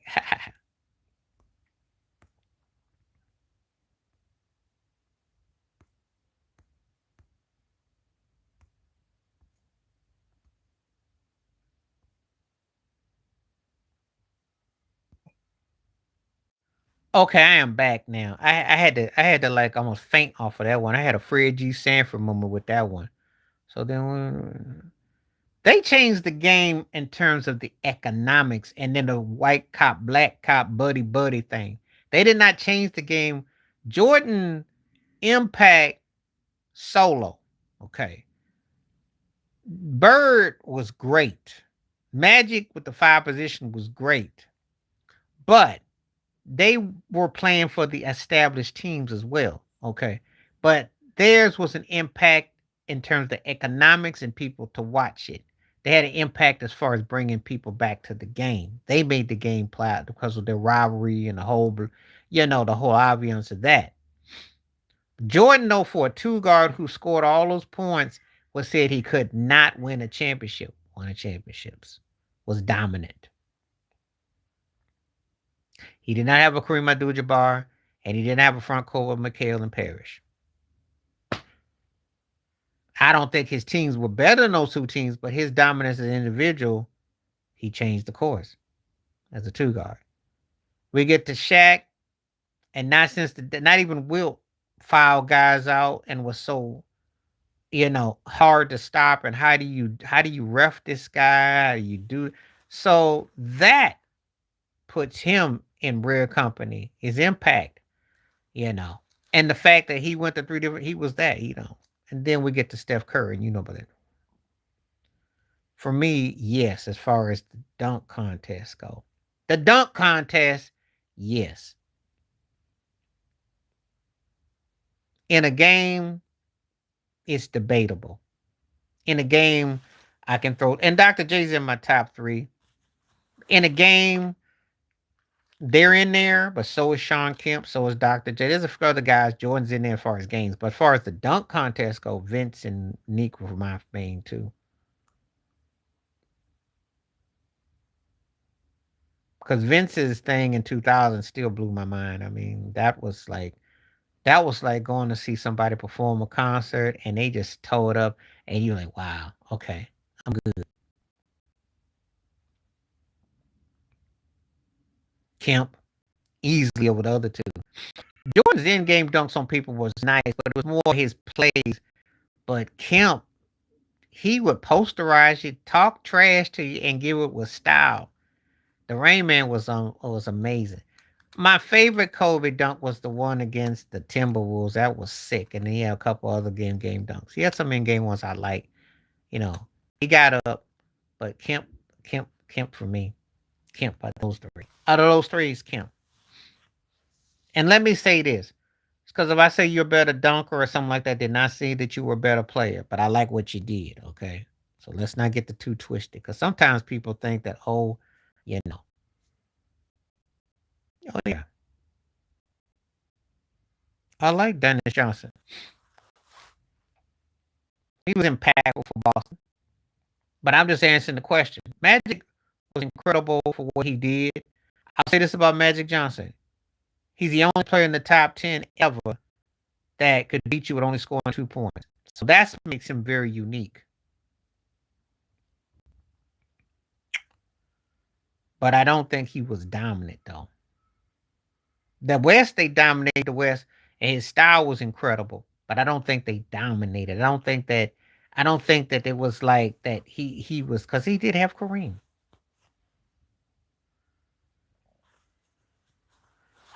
The problem with Duncan is that a lot of cats got one dimensional. That's what happened with Blake Griffin. That's what happened with Sean Kemp. Incredible, but then your game didn't enhance none. And see, whereas Jordan had other elements to his game, Kobe had other elements to his game. Vince Carter didn't have other elements to his game. So that's where it becomes, it's a great skill, but it can also be one dimensional. Unless, of course, you're pretty much a big man and then you make a living at it, and then the other totalities. But I think that's one of the problems that I see with it, especially for perimeter guys.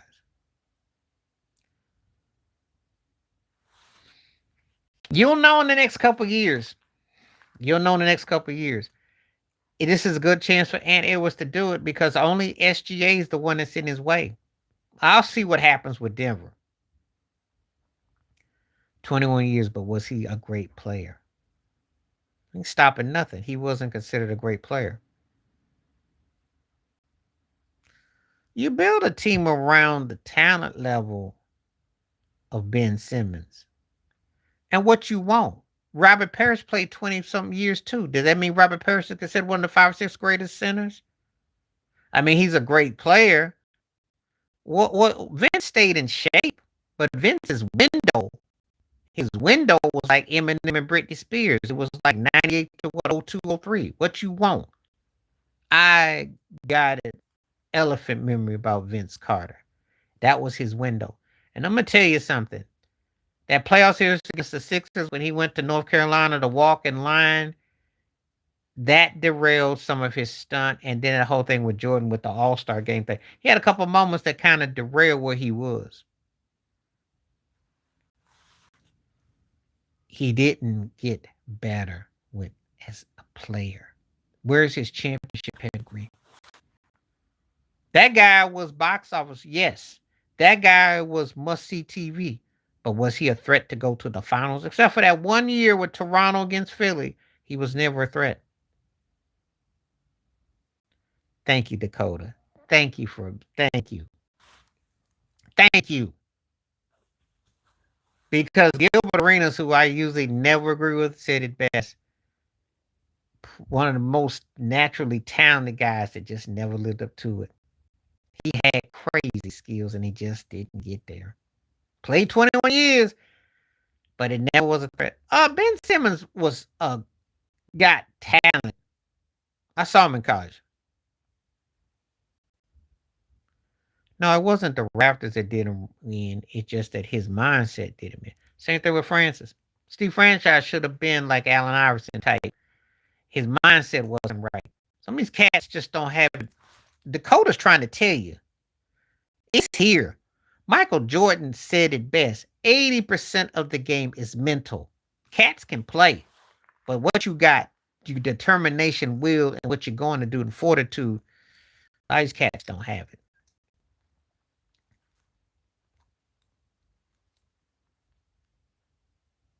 Oh, yeah, well, that's not for discussion. That's not up for discussion. Because Ray proved to be a winner. He really did have game. And see, he actually had a part of Vince and him.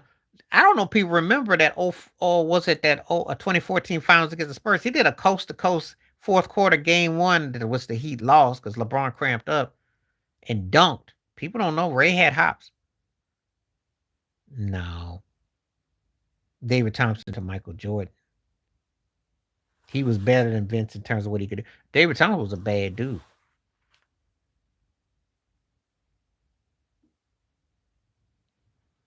Because if you don't add to your repertoire, you become a one-trick pony. That's what happened with Blake Griffin. That's what happened with Shawn Kemp. That's what me and Dakota are trying to tell you.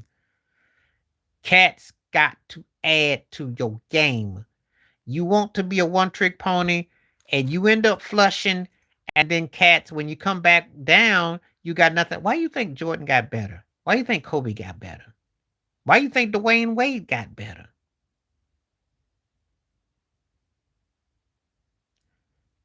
You see, I'm going to tell you, there's a difference between these guys who add to their games and guys who just stay in the box. It's like James Harden syndrome. It's kind of like Luka Doncic syndrome. So for now, I heard about Ben Wilson. There's a lot of cats in Chicago that could flat out ball. You know. Well, of course, I'm taking Vince Carter. Because Zach LaVine is a broke Vince Carter. Zach ain't never learned how to be consistent. He stat pads. I mean, let's be realistic. The slam dunk contest against Aaron Gordon was his highlight. He's a guy who is basically like with athleticism. That's not their problem. They need another pitcher. And they need to be more consistent. They can get all the pick and pop they can get.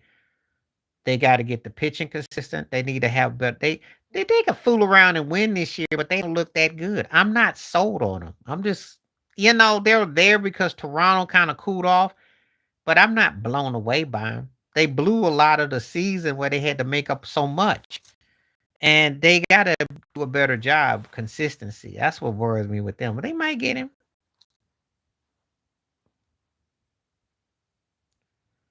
Oh, yeah. You got a lot of cats in Chicago that can flat out ball.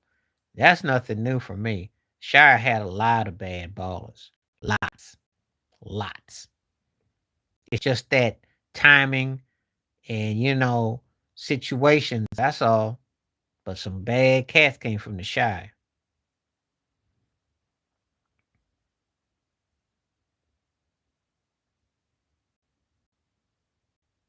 I think that's what we're trying to tell you, though. That's what me and the coach are trying to say. Because you got to add something to your game. And if you don't add nothing to your game, you become a one-trick pony. And when you're a one-trick pony, cats don't respect you. That's what we're trying to say. You see, that's what happened to, Vince Carter. Once the hoopla and the hype went down, it wasn't much more left to him. Same thing with Blake Griffin. When you start making them faces and you make all them dunks, and then what happens to your game? No, Jordan wanted to add to his game. He had to learn how to shoot outside. He obviously had the defense ability. He wanted to be an assist man. He wanted to win.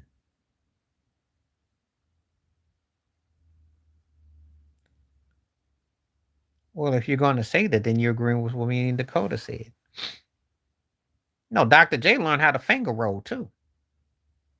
He did. He finger rolled. He knew how to use his. I'm saying you got to add to your repertoire. If you don't, that's all you do. And then you know what? It's fun that the fans come to watch you fly in the air and do all that, but you're basically like a sideshow. But your team ain't ever gonna win nothing.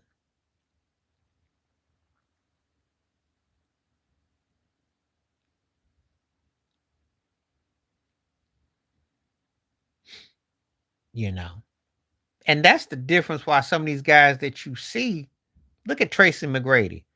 And he's like that cat that day. Well, if I had to play with this and I had to did that and I would have done this and I would have done that, but you didn't do it. You didn't do it. Shoulda, coulda, woulda. I hear that song all the time. Anton Jameson. Because Stackhouse was a frustrating dude. Had he played right with Iverson, and he always tough guy doing too much. Because he's not a real player. He's got spring, but what else does he bring? And it's a gimmick that makes the NBA look like a joke. Yeah, but he didn't really add to his game.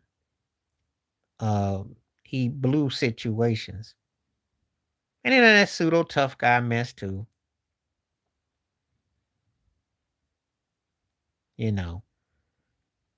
You gotta have that understand the balance if you're gonna make it. And so a lot of times cats like that, you know. And that's how he ended up playing alongside Jordan Washington. Because he got ghettoized until he went to Dallas. And he rocked too many jerseys for a guy that should have been, you know, especially in his situation.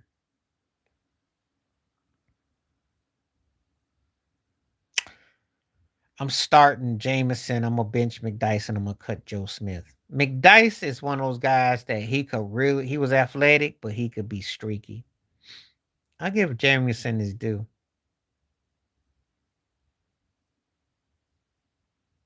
Joe go for the cut.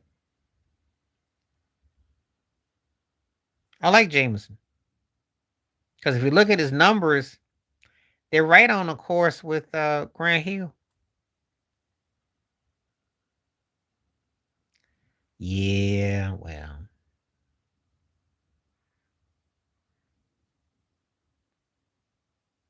Yeah, but I like those other two's games a bit better though.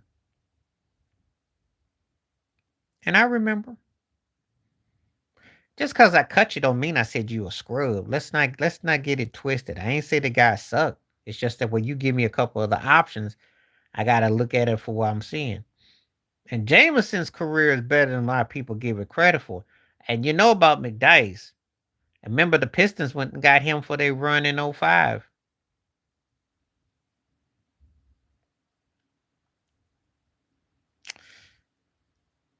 Adam Morrison. Because if you got a career where you get an NBA pension, you're not the worst.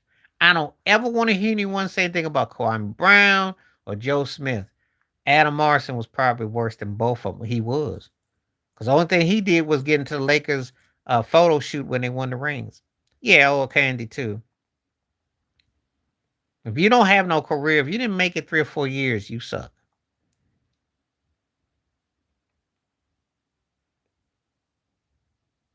That's to me is the worst one. Can't call nobody that played in the league 10, 12 years the worst one. I'm saying that's not the worst one. That's not a bust. Look at the pressure he had too. No, Jameson's career is closer to Grant Hill. I did a video on it. It won't be out for a while. It's closer. 20,000 career points, my friend. Christian Laettner ain't seen no 20,000 points. Laettner was probably one of the 5 or 6 greatest college basketball players I saw in my lifetime. But Laettner's NBA career was a double broke Kevin Love.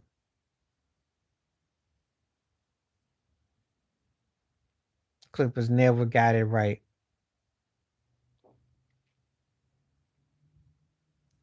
No.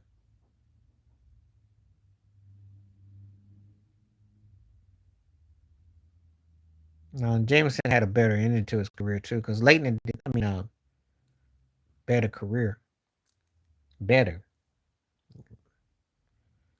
Leighton was with a bunch of teams. Oh yeah. Yeah. Yeah. Easily. Googs was a good player for the Timberwolves. And Tom Chambers had some spring in his behind. Oh yeah, easily. Leitner was great in college, but his NBA career wasn't until he actually got with the Heat when he played with Shaq his last year. He had a couple moments, but he was rocking jerseys and he was just a role player. Googs played good. Googs had good moments. Chambers was nice.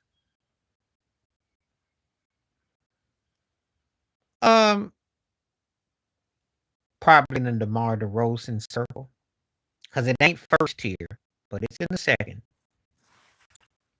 It's in the second. And you mentioned a lot of cats that I would consider second tier, except for Leighton. Leighton is third tier. Chambers is second tier. Googs was about second and a half tier. Out of those recent guys you mentioned.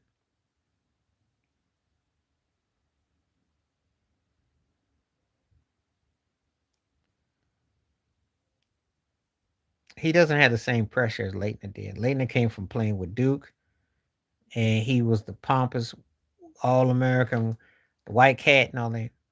I know. That's what I like about this live stream. You'll hear some names you ain't heard. You got to be up there because a friend of mine. We were talking, and she's a baseball fan, and she mentioned Matt Kemp's name, and I was like, my head went back. Oh wow, back when he was dating Rihanna, and I was like, wow, I ain't heard that name in so long. I was like, wow. Third tier, good role player, fit in good with Seattle. Not so much with Philly, but he fit in good with Seattle. He was a good role player. He played with Nate McMillan, and he understood his role. He was good off the bench with Detlef Shrimp. One of those guys that, you know, now if he played today, he'd probably be in Sacramento. And he might average, be right there with Malik Monk or something. He'd probably be averaging about 14 points or something, and he'd be a scary fit today. Yeah, well, it's only because I had this conversation. It was a funny story from brought the name of when she said Matt Kemp, and I was like, wow, because so I got a friend of mine, big Red Sox fan, and lived in L.A. and hated the Dodgers and all that, and meant Matt Kemp's name, and I was like, oh God, I ain't heard that name since. Oh, it feels like I ain't heard that name since LimeWire and when MySpace was popping in the streets, and back when Rihanna was dominating the ringtones. I was like, wow, that took me back. Sometimes you hear a name and you're like, jarred. It's just like Puig. You remember Puig? They used to play for the Dodgers, and he was bad before he lost his mind because he had a heck of an arm, and so sometimes you hear some names and you're like stunned, like, wow, I ain't heard that name. Like, wow, that's what happened to me. Cause I was like going back. I had to like remember what he looked like and remember, yeah, he was good. That was a long time ago. hmm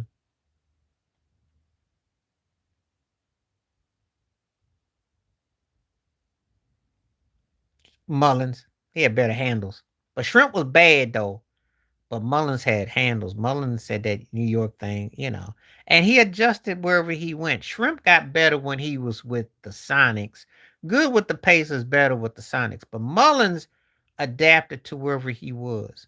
I mean, you can go from Golden State to Indiana, It's just that injuries and I think and then again errors.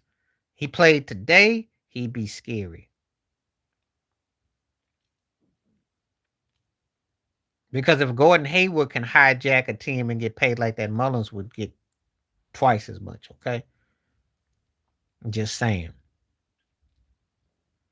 And since you made me have to put my brain on with White Cat left-handed, the Utah runner-up championship team had underrated benchmark.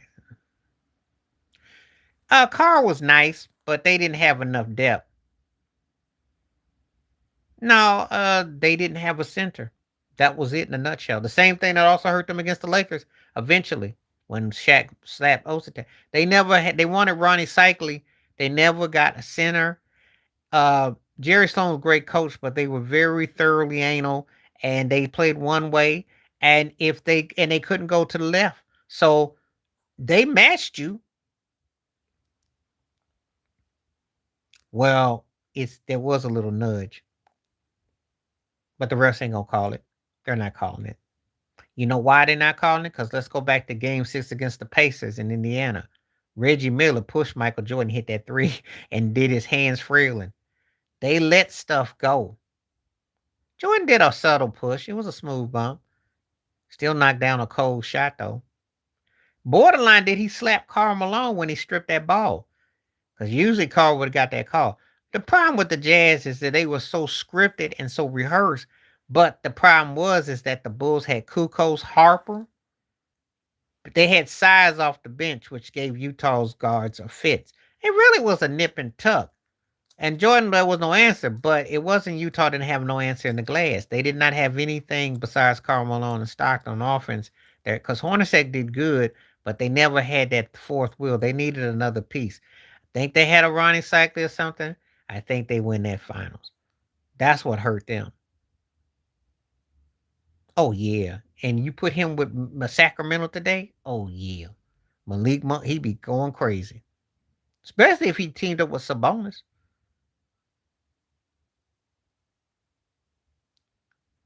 They got to sell tickets. And she's still gatekeeper. They're not going to tell the truth.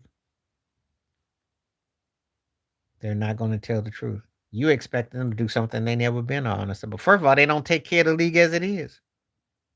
Bobby was the one I scared most of off the bench for for Sacramento, if you must know. He was more scared than Bibby because he had no heart. He'd go off. Their problem, though, is they never had that dude. And that's the thing that hurt them. There was no respect because there was no one. Weber was not that dude. Yes, he could play, but he was not that dude. Vladi wasn't that dude. Bibby wasn't that dude. That's what hurt them. If they had that dude, they win.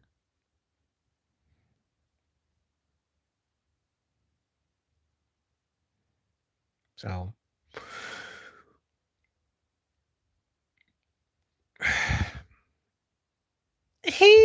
I'm not gonna say he was soft. He could play. It's just that he was a role player that was a starter. He did his bit and his part. You know, can't call him soft because they played. They were all pretty much in the same bumble in Sacramento. The great passing team, rotation. They just didn't have that dude that you were scared of. Hello, how you doing, Hardaway?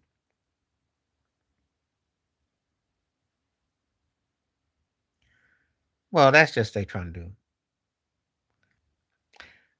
I don't think he was soft. I just think he was kind of indifferent. What I mean by that is that he could shoot, but he played with the concept. But I just don't think you had that kind of fire out of him because the team was pretty much one and the same. They passed the ball great. Rick Alden did a great job. It's just that, and he hit some shots. It's just that they just didn't have that finishing. I don't think they did. Because I'll tell you this, if we use that, then talk about the fact that Shaq got fired up, but they flopped. And that game two, when Shaq had 39, he was headed to 50. So if you call a balanced game, Shaq is going to average 40 points in that series without trying. That series was bad calls both sides. But what about game 7? You miss free throws at home. You go in overtime. How you going to blame the refs for that? You'll never let it come down to the rest because you're never gonna get the benefit of the doubt. So you got to finish the game. Can't let it go to judges. That's the only thing I'll say about that. You can sit here and say that but they also had opportunities too. They didn't take anything from them. If they took something from them, how come they came back the next year and they lost to Minnesota and they got beat by them? Then you'd come back the next year fired up and be mad. They didn't have it in them.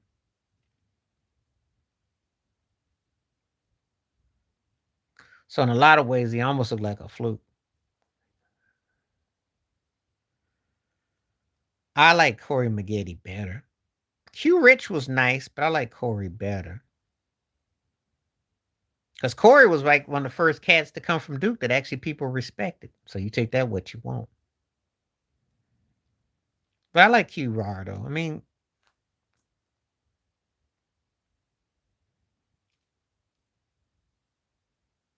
you really digging in the crates today though.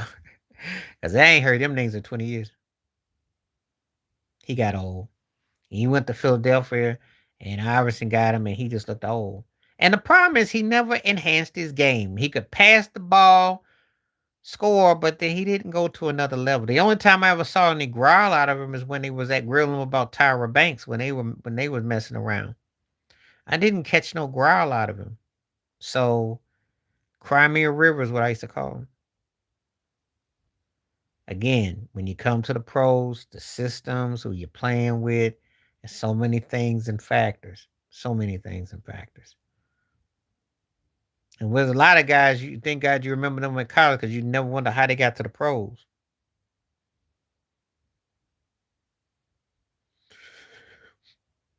That's a good question about Wilbur though. I never got that though. I never get asked about him near enough, so thank you, Dakota, on that one. Cause yeah, he cried himself out.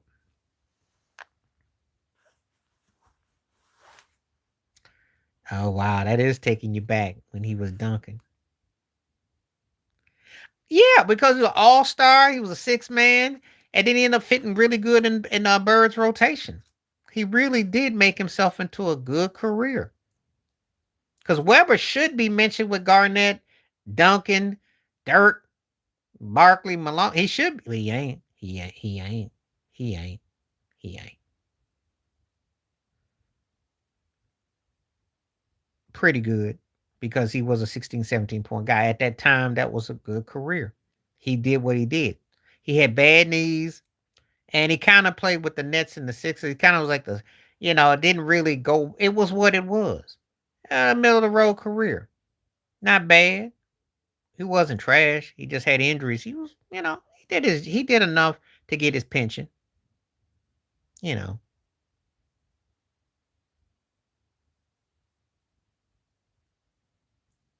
So I'd say,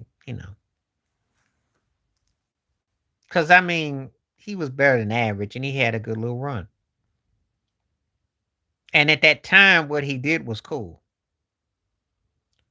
Oh, well, I was so Chris Webber for me. I still remember when he got traded from Washington to Sacramento. He had this face I'll never forget. Him and Jawime on the sideline. He's like, he had this look on his face of horror.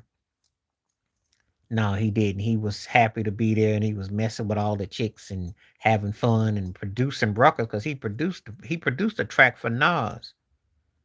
But he was having a good time. It wasn't until that Sacramento against the Lakers that I think that's on time I really saw his flag go up.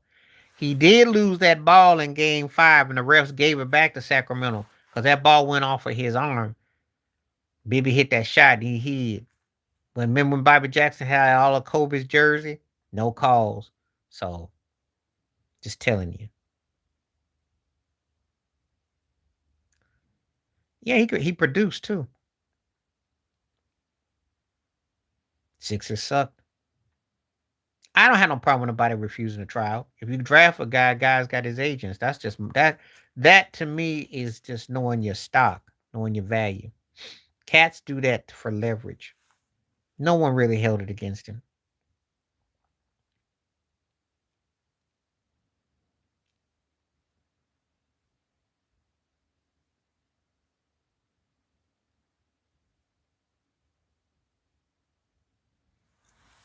I don't really, and I ain't really thought about it. And again, he had a good career. He did good for his time. He did good for his time. Don't look at his numbers against someone today and say, "Oh, see, he sucked or he was bad." No. Guy averaged 16, 17 points for that time. That was pretty good. Because he came in an era where that was, and he was slightly middle of the road kind of. He wasn't going to be, you know, he wasn't going to be hyped up as the second coming is. Because the league was built around his rebel attitude. And you see when he got older, what happened. You saw what happened when he got older. And he went from pillow to post. And that whole thing backfired on him badly. Went out to Denver, couldn't cope. Came back, Detroit couldn't cope. Came back to, couldn't cope. Well, I'll say this about Reggie. I don't overhype him like some do, but he could do one thing well, and he did it at a really good level. Um, he wouldn't be no bench player. He'd start today, but he'd be like in the 21, 22 range. He'd still have to play with someone that would be more of a playmaker, though, to make it work, though. You know, he had no choice because he got traded to Memphis, and at that time, nobody wanted to go to Memphis. So he was just pillow to post. It got really bad. It didn't end well for the Iverson era. Peak was in the 90s to the finals. Well, yeah, because it's all about predicated on getting that dribble and getting that move.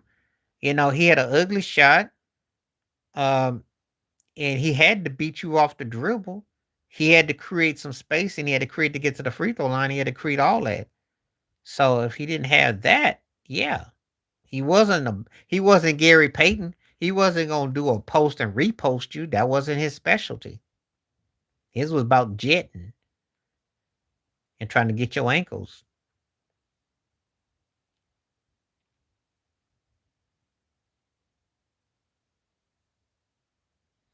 But anyway, that's like that with most cats. If you got once you lose your motor, you know. So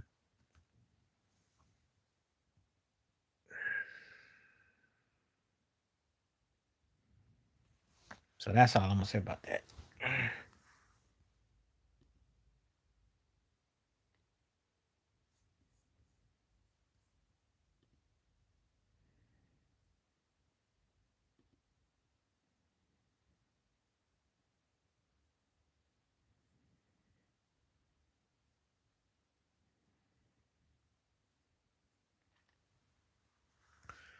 All right, looks like we didn't kind of cooled off now. We really had a day today. This was one of the best live streams I had in a long time, even though it started off kind of, unfortunate. They want him to be. They want him to be. Yeah, I'm gonna go check out something too because I gotta go do something. I gotta work on a video. I appreciate you coming through. They're great. Yeah, they want him to be. And I think it was Dakota, somebody last week was made up a good point. He sucked against Ohio State, but when he plays against what? uh Xfinity, AT&T, the turkey ends up looking like a baller. Yeah, and it's gonna be some growing pains. He couldn't read the defense against Ohio State, so he'll have to make adjustments. But they want him. That it's hyped up where the hype is there because the Manning family is like the Bush family of football. You know, George W. and all that, or the Kennedys. It's some political agenda, and we'll see. Yeah. Basically, because I'm looking at some of them games last Saturday was 73 to nothing, and I'm like, who did they play? And it'd be something. Now when I hear JJ Reddick and these cats talk about so and so played against plumbers, beauticians, city scrapers, that's what that looked like. That was embarrassing. But yeah, that's what gets off for college football right now. That's what we got. And You know, they be finding these teams in the bushes. I mean, really. And I ain't heard Circuit City since Matt Kemp, so that's funny you mentioned that. Man, you're giving me some serious late OO flashbacks. LimeWire next in MySpace. That's funny. Basically, that's what it is too. Cause I was like, man, y'all better get off. Y'all cannot give up no 70 burger. Appreciate you, Dakota. And I'll be back Monday. I'm taking tomorrow off. Be out tomorrow, but I'll be back Monday. This was great. This is the best. Like I said before, more audience, double figures as far as the polls, hitting the likes. It's definitely a good day. So appreciate everyone coming through. And I'm gonna get on out. Gotta charge up this phone. But anyway, stay safe, stay blessed, stay woke, stay free. Appreciate everybody. Peace.